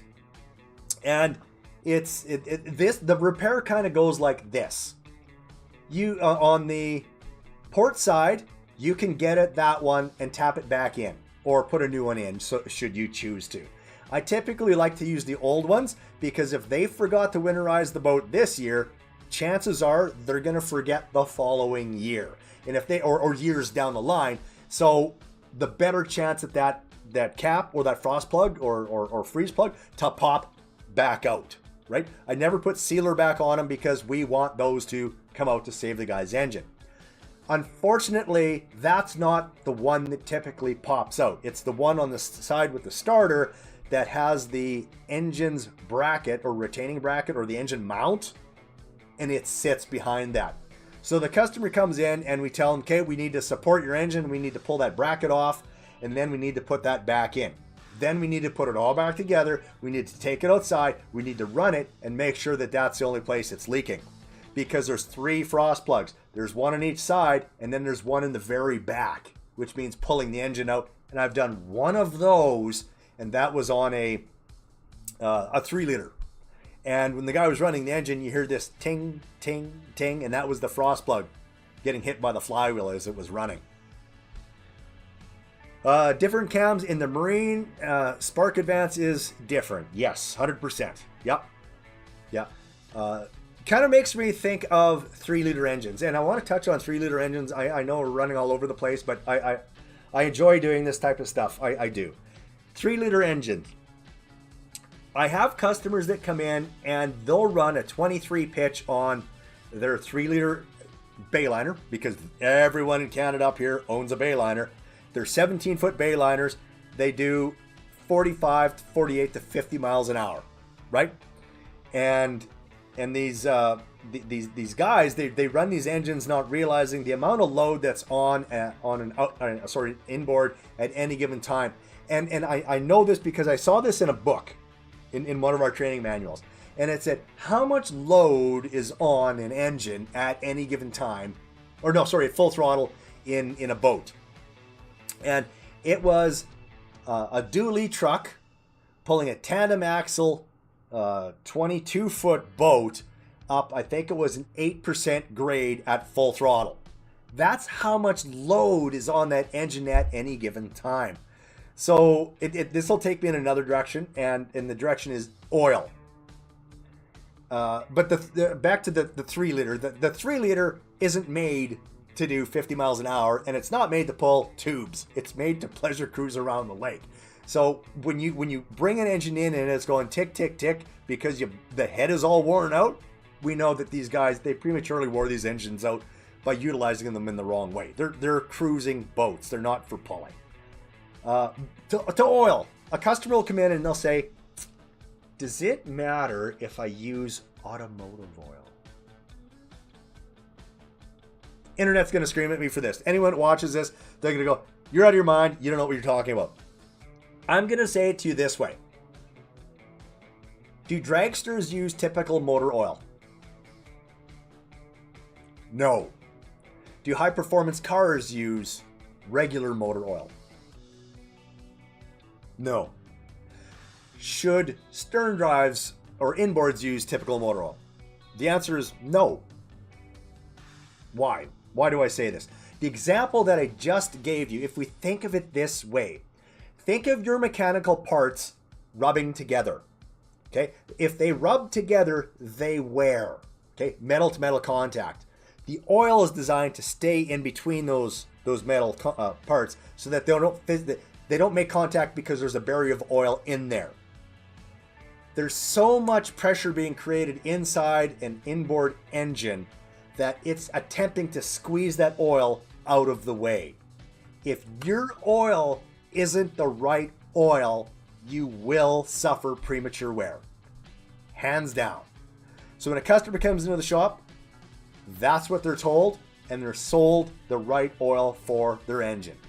We've got Mercruiser oil. We've got, whether it's two-stroke even, we've got brands of oil that we sell them that the engine was tested with at the factory, and that's our recommendation. That's all I'm saying on oil. Anyway, back to this. Sorry. Let's see. Your customers are very fortunate to have you. Thank you very much for that, Dean. I appreciate it. Sorry, Dean the boat guy. Motorhead, I worked on reverse rotation inboards, which flywheel face towards the bow, and V-drive. Fun to set up firing order and starter rotation. The only work I've done on that type of boat is winterizing. I have enough work already that when said person phones and says, I've got a V-drive, they get one of these. Then take it to the V-drive guys. They're trained on it. They know what they're doing. I don't want you paying me to learn. So even if we jump back to winterizing, the winterizing that we do on those are select versions. If they're filled with water pipes and heaters and ballast tanks and all of this other stuff, I want no part of it. I don't have the training in it. I am not learning, and I'm not destroying someone's boat. Absolutely not. Ratchet on those cables to keep tensions. Ratchet on the cables. Are we still talking about ratchet on the cables? Ratchet on the cables. Ratchet on the cables. Ratchet. You gotta help me out, Dean. Are we still talking about the drives? Motorhead, pulse pack, CDI, and OMC ignition like a welder. So, pulse pack. I want to touch on this because that's a great comment. And we went from battery-driven ignition to alternator ignition, which is ADI, back to battery-driven ignition. Okay, so amplifier assemblies was another name for them. Pulse packs, power pack. So Johnson used them, Evan used them because that was the same thing. Chrysler used them. It was a great big black box that sat on there. They all worked the same. They would take 12 volts and they would boost it up and then send it to the coil, and then the coil would send it out. I don't know what the actual application voltage or amplification voltage was that would go to the coil. I don't know. But the biggest downfall of that ignition system was the battery. I know, right? Well, why would the battery be an issue? So if they didn't have a voltage regulator on it, or the regulator failed, or they ran an automotive battery, or the battery got below 10 volts, 9 volts, and they attempted to run, it would blow the pack. All the time. Guy would come in, buy one from us and say, hey, I'm going to put it in myself. Okay. You can't use a maintenance-free battery. You got to make sure that it's charging properly. All of these things, you got to make sure terminals are clean. You got to make sure that there's no, if you hook it up and it sparks, something's wrong. All of these things needed to take place, or you were coming back and you were needing a new one. That was amplifiers. You know, it was a very basic, neat idea that just eventually got pushed away. Now, I really liked when they moved to ADI ignition. It was all self-contained. Once the engine was running, you could physically disconnect the battery and the engine would run. You'd probably blow the stator. It's not a good idea, obviously. But that was that. It was all self-contained. It worked really well. We had a charging side, and then we had a spark side or ignition side. Fantastic. Now what have they done? They got rid of ADI, alternator driven ignition, right? And they've gone back to battery. I don't know. Granted, it's all a lot smaller, but it's battery driven ignition. I don't know. I don't know why they do things they do. I don't know. I do not know. Dean says yes. So yes, he must have been talking the ratchet for that drive. Yes. Yep. Let's see here. Some stringers had rope steering with pulleys and a quadrant gear in the intermediate. Really? Rope? So instead of using the cable for whatchamacallit, the clothesline cable, they physically used rope? Oh my god, how would that work? Especially around water and sunlight and UV rays and OMC was awesome but had kooky ideas. OMC. I never had any direct contact with OMC. I know that my brother and my father, Ron, I'm a second gen technician, as is my brother. And my son is third generation. Their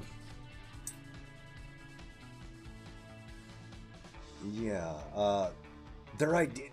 They went to schools. I got lost. They went to OMC schools. I know that. I went to Force, Mercury Mariner, and Mercruiser. That's the schools I went to. We didn't sell Johnson and Evinrude, but they were able to piggyback with another dealership, I think, is what they did. So they had some schooling. And then my brother, he moved away and he got more formal training with that stuff. And that would have been with the loopers. So that was after the crossflow stuff. So I never had any really dealings with OMC. I just know that, and take this with a grain of salt, and it's coming from the Mercury guy, right? The guys that sat at the head table at OMC made Ficht. That's all I got to say. That's the rumors I heard. That's my dealings with OMC. No OMC had double push-pull cable in one rubber cable. On the 400 series bicycle. So they did have... just trying to remember. I don't remember that. Oh, wait. I know what you're saying. So... Yes. Okay. All right. Okay. Let's back up. So I was discussing the steering earlier that Motorhead was talking about for old OMC. Now, OMC inside the boat runs a gear that runs this way. An input or output shaft goes out and it goes directly to the drive. It spins. It's a worm gear, and then it spins the worm gear does this, and then there's a gear that sits here, and then that's how it turns.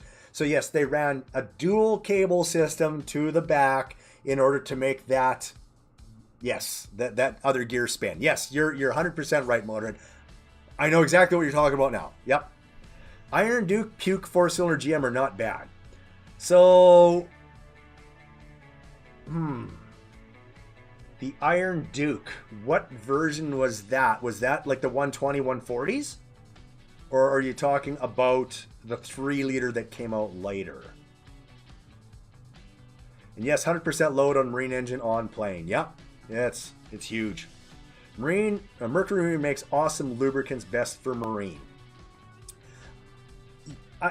I don't know who makes them, but whoever makes their stuff for them does a really good job.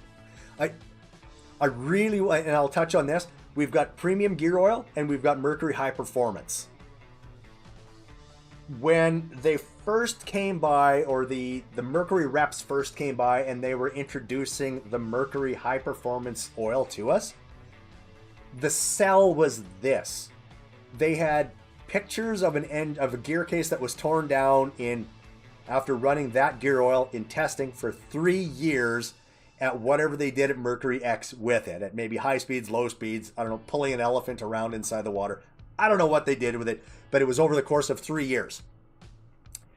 And the amount of wear in 3 years was equal to the amount of wear in 1 year from their premium blend. So we could get 3 times the... Let me back up. I'm not saying to leave your gear oil in for 3 years. That's not what I'm saying. I'm just saying it offered 3 times the protection of... I guess we could say that 3 times the protection of the original premium blend. They still sell premium blend, but I think it's for 75 horsepower and under. Anything high performance and heavy load takes the green stuff, which is high performance. At the shop, unless a customer specifies for some reason that they want premium put back in, they get high performance. Our bulk bin is high performance. That's what we give them. Blue synthetic gear oil, amazing. Never turns black. Agree to disagree. Okay. We have some casual boaters up here in Canada, and I would assume down in the States you'll have them too. But said casual boater maybe doesn't do maintenance. So in time, let's say that three years of protection or 3 times of protection, it starts to wear out or go away, or the detergent stop functioning, or the lubrication starts to break down. Once the heat is created where we start to get minute amounts of metal to metal contact, we start to burn that gear oil, and the gear oil will turn black.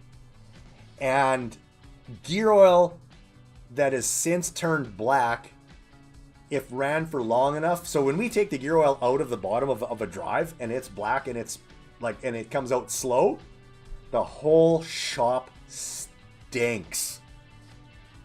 And it stinks for the whole time that it has to drain, and the whole time that container needs to empty into our big tank.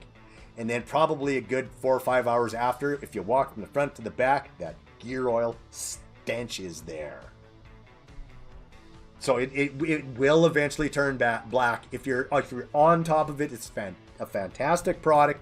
You just got to stay on top of it, just like regular oil changes. We'll have guys that come in that don't get regular oil changes.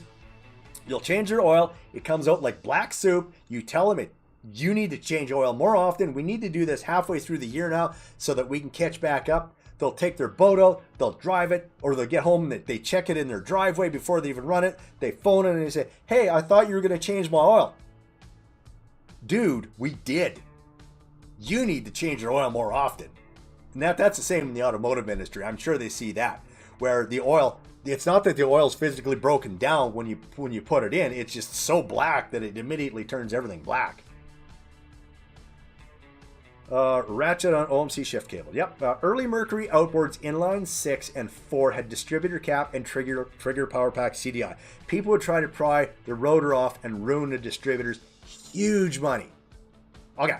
So the way we would get those, okay, let's back up. It had a retaining ring and a screw that went through and a nut on the other side. So you would unscrew that and pop that off, right? Yep, that's there. But they also ran a cork gasket in there. And it was glued. Was it glued on both sides or just one side? I can't remember. I know it was glued on one side so that it wouldn't flop around and fall out. If it was glued on both sides, that would be the reason why they wouldn't be able to get that cap off. Okay? So they would break it, they'd pry it, and I think it was made out of, correct me if I'm wrong, Bakelite. I think that's what it was, the product that it was made of, not plastic, Bakelite. Maybe it's a form of plastic way back in the early 70s, but yeah, and it would just break and chip, and terrible stuff to work with. The other thing that was wrong, and this goes back to service school. So we're in service school and we're talking, because we're still working, because it was the 90s, we were still seeing distributor-driven ignitions coming in, or the battery with the distributor. We still see them, they're still teaching it. So they had this attachment that we could hook up and it would simulate RPM. So you'd turn this dial and you'd have your spark checker on there and the spark would go as you would turn this. It would spark, like just a solid line, just buzzing. If you stuck your finger in there, you're probably the unluckiest guy on earth.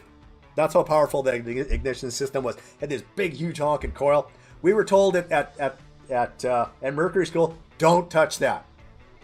Fingers clear. They got this big board where they'd set up the ignition system so you could do hands-on and play with this thing, right? Don't touch that part. Anyway, this dial is how we would test the trigger, right? And you would turn it up and turn it down. Anyway, Mercury discontinued this and ours fell in the tank or whatever. And anyway, it broke. It It broke. It wouldn't work anymore. So we would still get these 4 cylinders and these 6 cylinders. They would still come in, and these guys would want these engines fixed, and they wouldn't spark. So we're like, well, gee, what do we do? Like, how do we know if it's the power pack? Because there isn't really a great way to test that power pack, or switch box as Mercury calls it. You look in the book, it says you do this, and it could still be this. So there was never any ironclad way you need to change the switch box. So it's a switch box or it's the trigger. Okay? So we phone up Mercury. Hey, what do we do? Well, you tap it with a screwdriver. What? Yeah. If you hit it with a screwdriver and it starts to spark, change the trigger. If you hit it with a screwdriver and it doesn't spark, change the power pack. Really? It's built that good? It was crazy. It was crazy. Dean the Boat Guy. My grandfather was hired by old Evinrude with a handshake during World War II. I didn't have much of a choice. Laugh out loud. Bellray rebuilds the good gear loop for Merc, all stemmed. Oh, really? Okay. So I think it stemmed from the Big Block Alphas. So I think it's Bellray. They make racing and high performance oil too, right? I think when we get our stern drive engine, so we don't rebuild our stern drive engines ourselves. We do 2-stroke engines. We assemble and disassemble in-house. We get the blocks bored. At a machine shop, we don't touch that part of it. But we don't rebuild our stern drives or inboard engines. So 4.3 liters, 3 liters, 5 liters, 5.7s. We don't rebuild those. We get those brought in. And I think that's the oil that they send with us for break-in. And I've had the discussion with them because we want a high zinc content oil when we do break-in.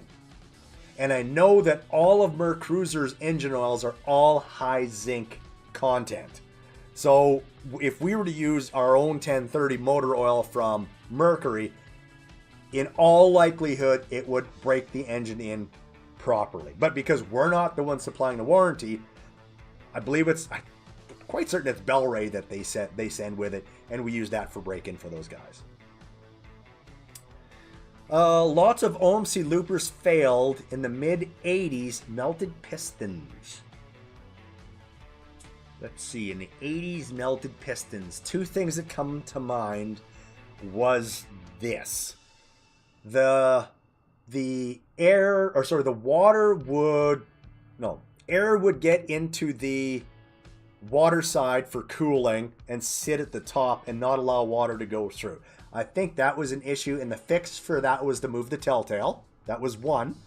And in the 80s, I don't know if this is the right era for that, Motorhead, but I've talked to a lot of the old salts when it comes to that. Not that particular problem, but to the carburation on those. Okay?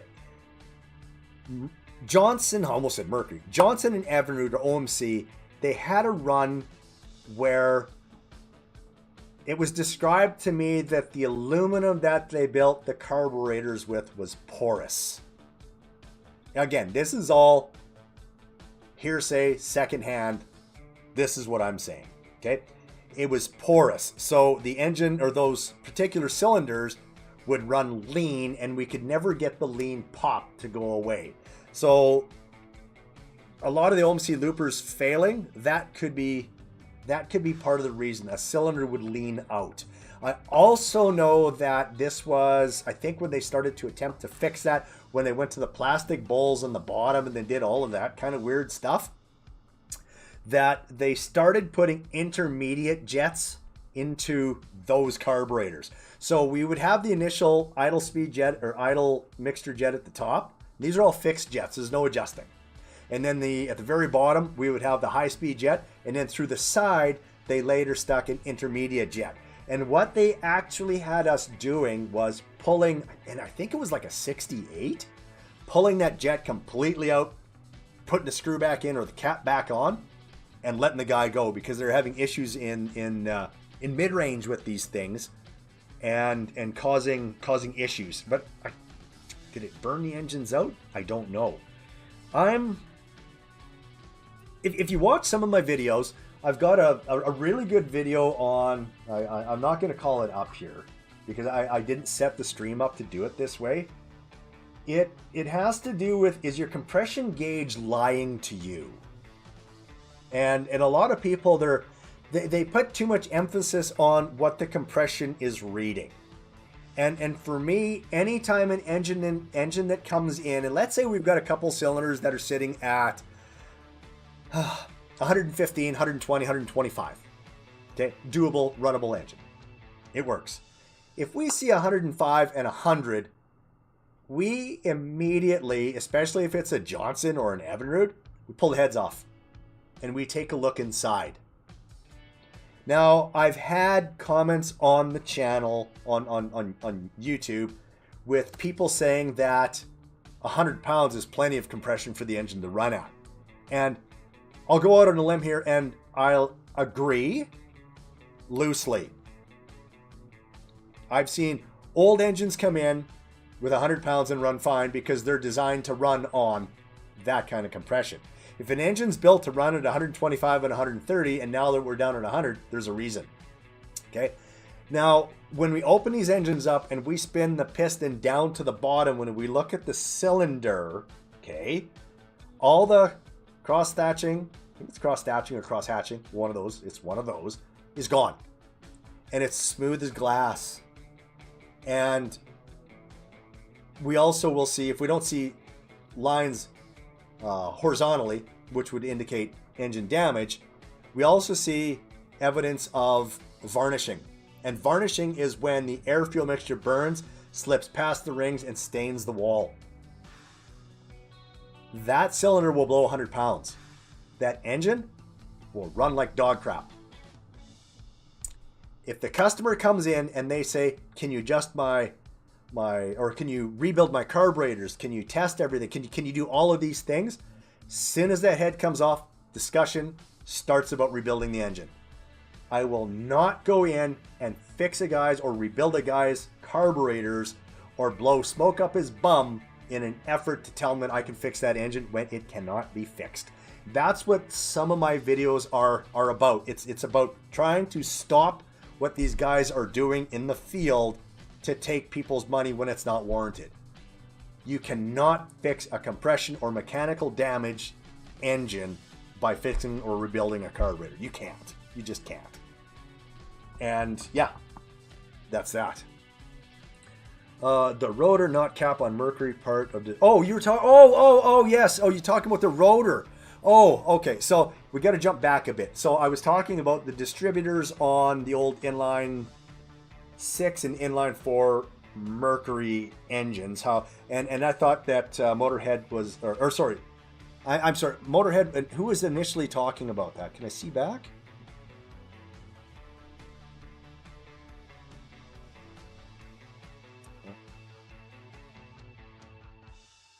No, I don't see the original question, but yes, I understand now. Yes, so the rotor, on Mercury, I have to think back. I'm seeing two versions of a distributor.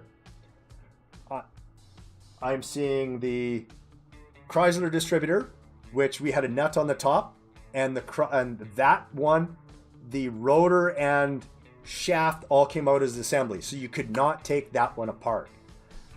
The rotor on Mercury, I'm just trying to think.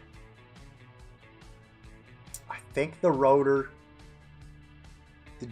I think we pry the rotor off, don't we?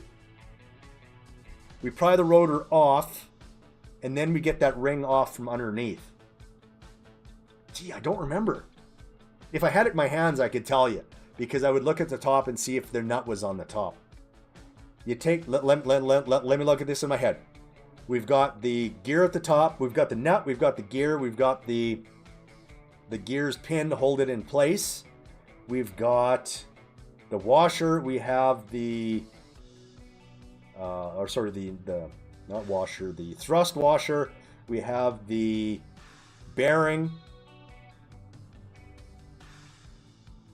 No, I think that all pulls out together. You'll have to help me on that. I don't remember for sure. I think it all pulls out together. But anyway, the rotor, again, was made of Bakelite, just like the cap was. It's not indestructible by any means, at all. I don't know why they were using Bakelite. Maybe they must have. Yeah, plastic was around back then because some of the cowlings were plastic, or were they fiberglass then? No, Mercury used metal. What was 80s? No, 80s they had fiberglass tops, and yeah, plastic was out by then. Plastic came out what, the 50s, I think, and started replacing Bakelite. I don't know. I might just be really off with that. I'm just trying to remember back. Spouting facts, I don't know. Oh, I hear my dog scratching at the door. I wonder what they're up to upstairs. Got two dogs. You might, if you watch those in the gym, a dumbbell and a dog. I've got those two dogs now, and sometimes they're both in it.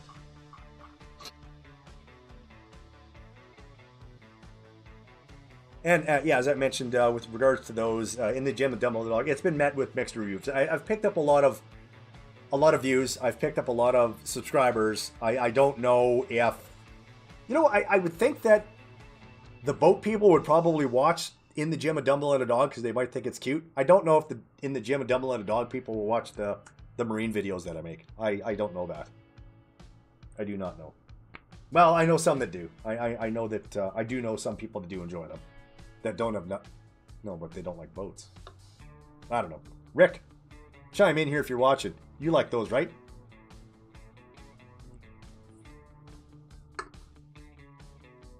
All right, so back to the live streams. If you're on Discord, you will see when I'm going live because I will typically post on Discord. If you're not aware, Discord is a standalone app, so you can run it on your phone, or you can have it on your computer, and you can partake in Discord at any time from any given device. So in announcements, you'll see that, hey, on Sunday, I've got some free time. I will go ahead and I will run a live stream, and you guys are welcome to join in and watch, and so on and so forth. I really appreciate it. Dean and Motorhead, you guys have helped me out tremendously. You don't know how much I enjoyed talking with you guys. We're not done. I'm just filling in while you guys are typing.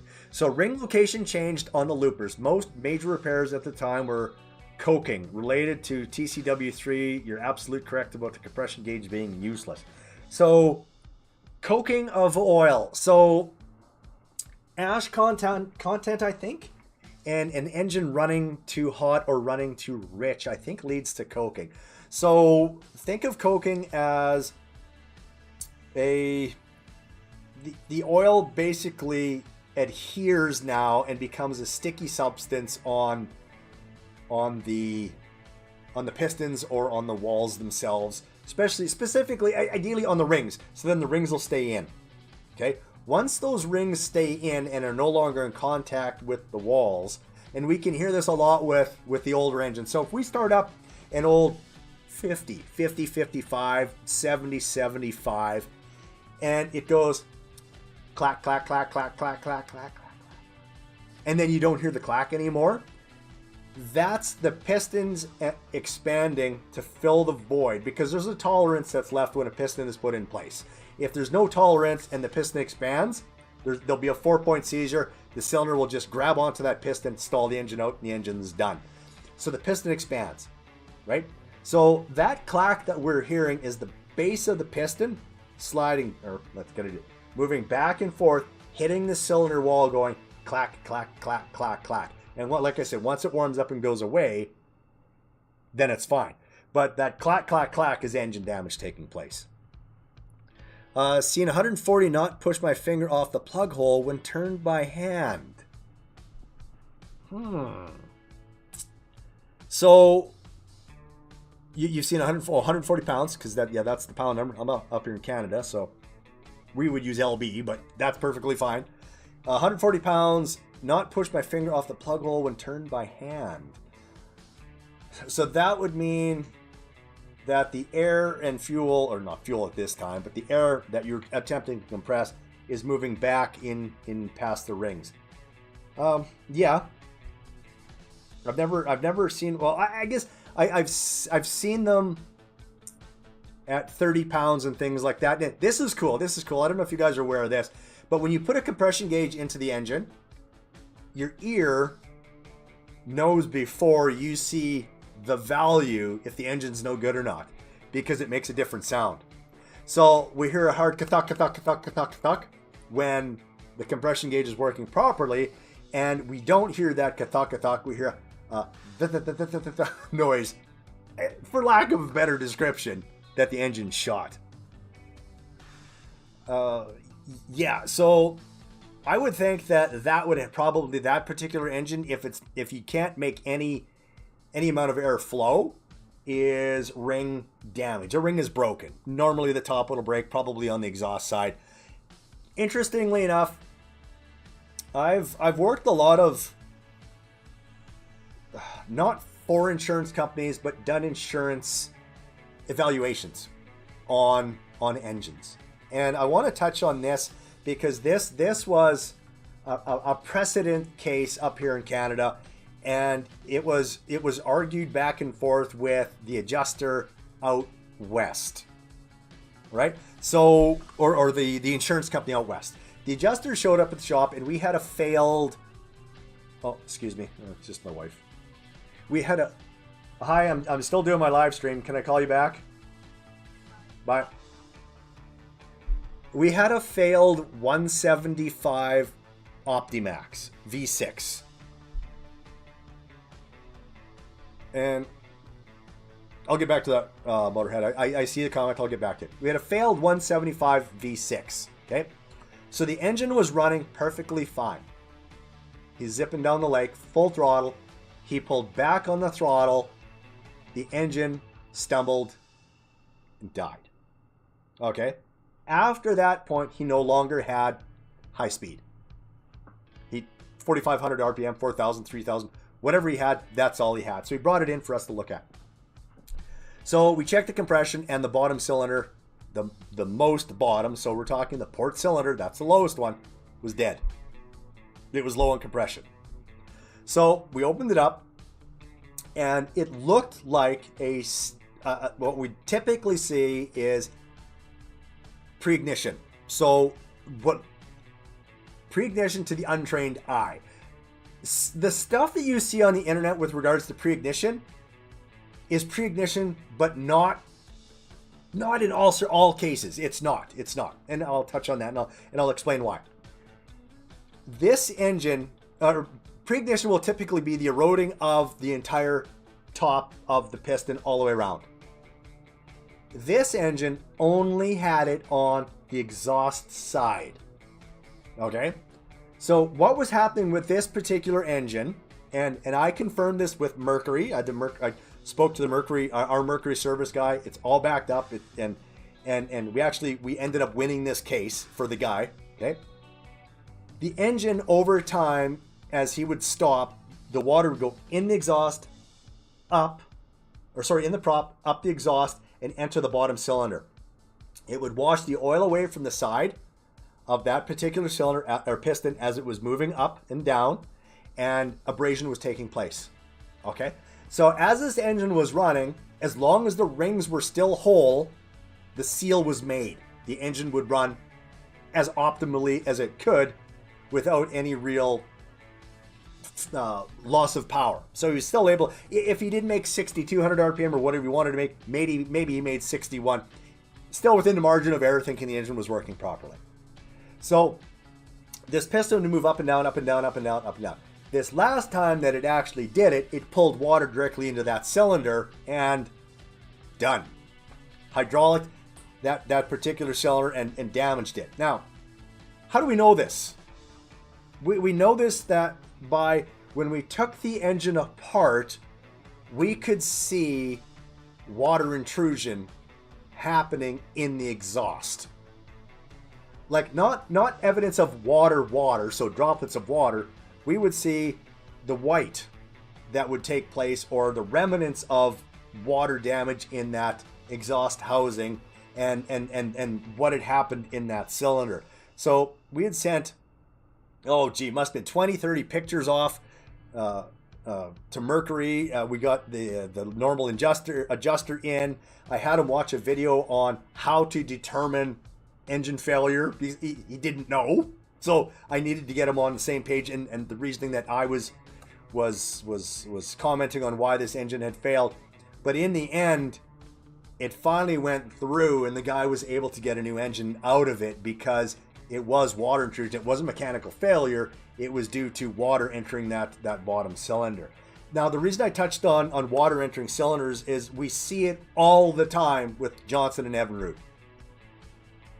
The V4 product has that bracket, or not bracket, that cover that sits on the back. It's a cover, then it's a gasket, and another cover, and then a gasket, and then it's bolted in place. Another version is the bubble back. Okay? If you see evidence of oil down at the bottom in the bottom corner, it's leaking, right? Something has happened to the gaskets on the inside and it's starting to pull water into those cylinders. Take it off and replace those gaskets right now. Don't go out for another trip right now because you're saving your engine. Okay, so back to Motorhead. He says the rotor is part of the shaft. Yes, so you cannot pry the rotor off of the old Mercuries. And the tiny timing belt. So that belt, the belt would skip, the timing would go out, and you would cook cylinder or number 3 or number 5 because the timing, if it went the wrong way, would advance, kill the engine. You'd still have the same amount of power, you'd just detonate those cylinders. I had to fix so many people that snapped rotor and trigger off. So I don't know if I ever had to fix one of those because in our area, I don't know if people were brave enough to tinker with that kind of stuff. But yes, it would be expensive, as are even the triggers are expensive, like $800-900, $1,200 an hour, something ridiculous. But yeah, we didn't get too many guys that messed with those. The belt might break or they might skip. And like I said, if the belt skipped and they didn't fix it in time, the engine was cooked. Speed is relevant too. Where are we with speed? Back to Dean's. Ring location, compression gauge. Oh, speed of the engine turning over, you mean? Is that what you're talking about to build compression? So yes, if that's what you're talking about, and I apologize if I'm not getting it right. But yes, if we're testing an engine and we're testing the compression and it's not spinning over fast, we're not going to get the proper reading. And also this is an interesting thing. I would get comments on YouTube after I do compression tests on 2-stroke engines, and they would say, well, did you have the throttle open? Well, no, I didn't. It's not a 4-stroke. So I actually made a video one day with the boys, and we spun the engine over, and it was like 110 or 115 compression.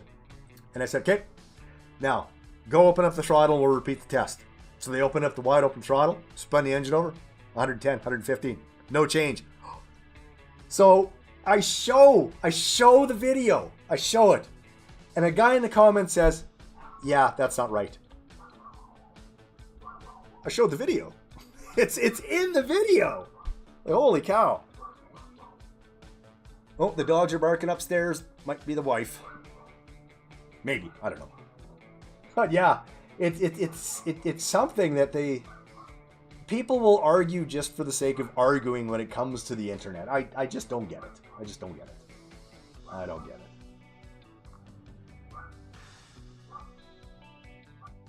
There's a video on some of the tools that we use. And we use DeWalt, or yeah, the majority of our tools are DeWalt that we use. Disassembling a Honda gear case. So yeah, this fall was the first time I'd ever tore into one of those. That's an interesting video. What else do we got here? Oh, the connecting rods.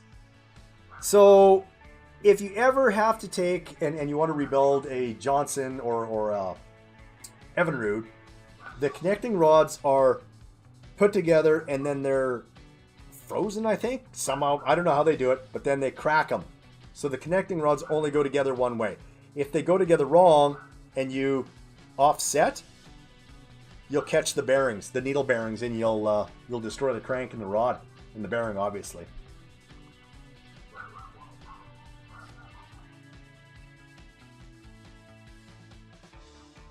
what was this?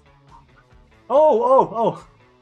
Interesting video. Guy comes in with his 2 horsepower Johnson, and we worked on it in spring, and this was in fall. They finally brought it back in October, or no, just for September, October. Yeah, fall, I guess.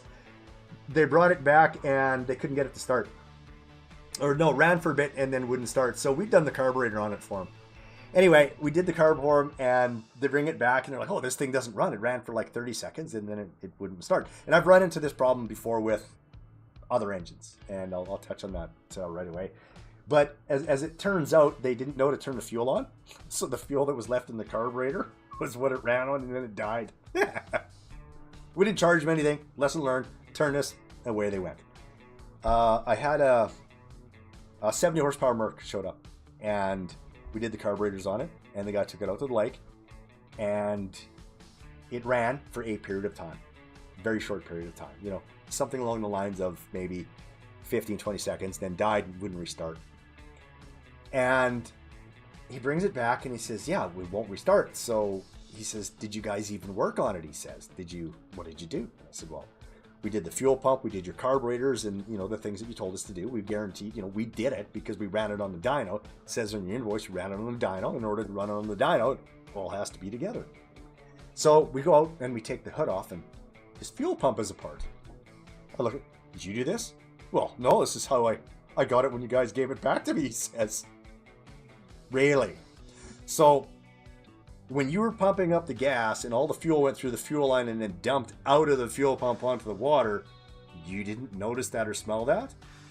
"Well, no." "Well, then it must have been together, right?" So again, it was okay. We don't know what happened. We put it back together and said, "No, wasn't it? No, fuel pump wasn't. The filter at the bottom was gone. The filter at the bottom was gone." And he said that we did it. There's no way we could have ran the engine. Everything gets run before it leaves, period. No ifs, ands, buts, or maybe. Even if we're putting a water pump in and we know the engine runs, we still run it to make sure it's going to pump water. Ponder leaking head O-rings for H2O source robbing lube until failure. Merck more or less solved the V6 water ingestion with the idle relief mess in the early 90s. Yeah, that part of it, yes. But what happens, and we've seen it happen a lot on the inline fours now. So in whether it's the 40, 50, 60, or if it was the 75, 90, and 115, pontoon boats. People overloading their pontoon boats and zipping down the lake and stopping too soon. Water gets deposited into the bottom cylinder. Kills the engine. We see that on guys so tournament fishing boat, for example, with these larger engines, with the live wells at the back, put as much water as they, obviously they can hold in the back. They've got their 3-4 batteries. They've got, their 4 friends in the boat, and yeah, the boats are sitting slow in the water. When they come off plane, that big wave comes up behind them, in and up. So the best thing a person could do in a case like that is when you come off plane, idle it up. Like don't pull it all the way back to neutral. Pull it back so we're maybe at 1500, 2000 RPM, and then pull it back after that wave goes past, or turn the engine sideways. So physically turn the steering wheel. So when that big wave comes in, we don't get that problem. We see that often on Mercruiser. So it was happening with there's a baffle that's built into the exhaust. So there's a tube goes down, and in that there's an exhaust baffle that works up and down. So as the engine's running, it would go down and the exhaust goes past. But when that stops and the water pressure comes up, it snaps back up and prevents that water from going into the bottom cylinder. I just finished talking to a guy this year, and he's going to bring his boat in to work on in spring. And he says, "Well, I think my water pump isn't working because the engine's not running properly at idle." And I said, "Take me through it. What's going on?" And that's what I like to do with the guys is I talk to them to get as much information as I can to lead me in the right direction to save money and save time. So he was thinking that the engine overheats and then it doesn't run properly at idle because it's getting hot. And I said, "Well, yes, but we should also see that at high speed." That's, kind of thing. So this is a new to him boat. So he bought this used boat, and it's been doing it more or less ever since he got it. I think since he got it, kind of thing. It's down on power, but again, new to him, he doesn't know, right? If it gets 4,000 RPM instead of 4,600 RPM, he doesn't know. Doesn't know if it's working properly or not. So anyway, I talked with him, and I asked him. I said, well, it sounds like that if it did overheat, it caused damage somewhere, somehow something happened. So whether or not it got hot enough to damage the engine itself mechanically, so 4-point seizure on the pistons, or something else has happened. So I said, take me, what does it look like? And he said, well, everything looks fine at the top, or whatever. But then later on in the conversation, he says, I took my gear case off. And when I took my gear case off, there was this metal piece down there with holes in it. Oh, that's your baffle. So, and then I explained to him what the baffle does. It stops that water from going into those bottom cylinders.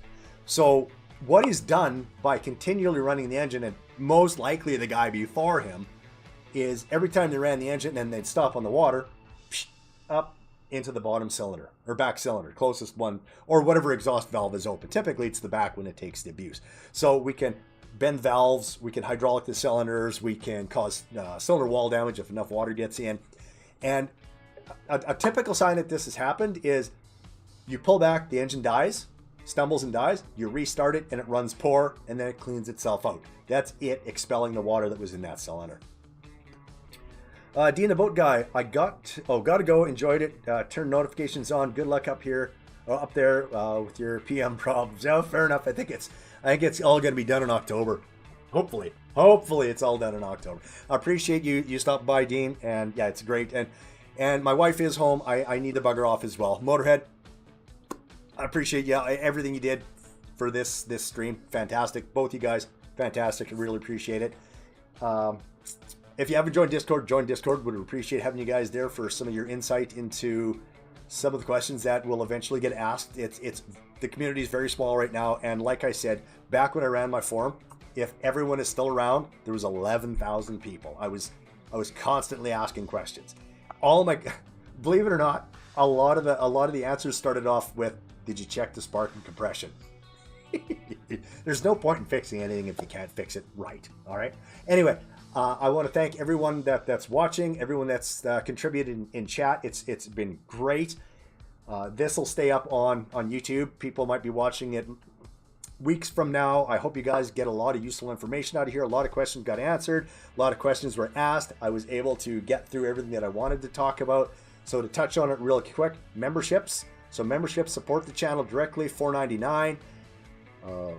Where was it? Let's see, premiere videos, so you get to see them before everyone else does. Priority answers to your questions. There's also super chats that are available. I didn't see any pop up here. So a super chat is, instead of becoming a member, for example, if you've got a question that you want answered immediately, it grabs my attention. Unfortunately, you have to pay for it.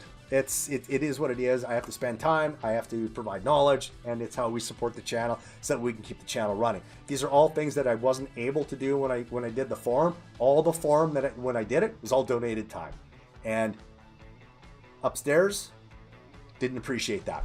If I was to spend time away from the family, I was to spend it working, making money doing it.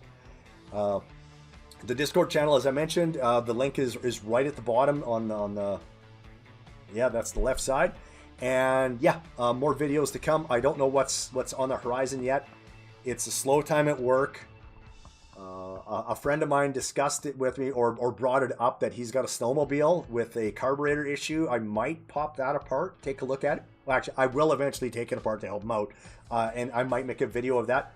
But until then, I will see you guys in the next video. Thanks for watching.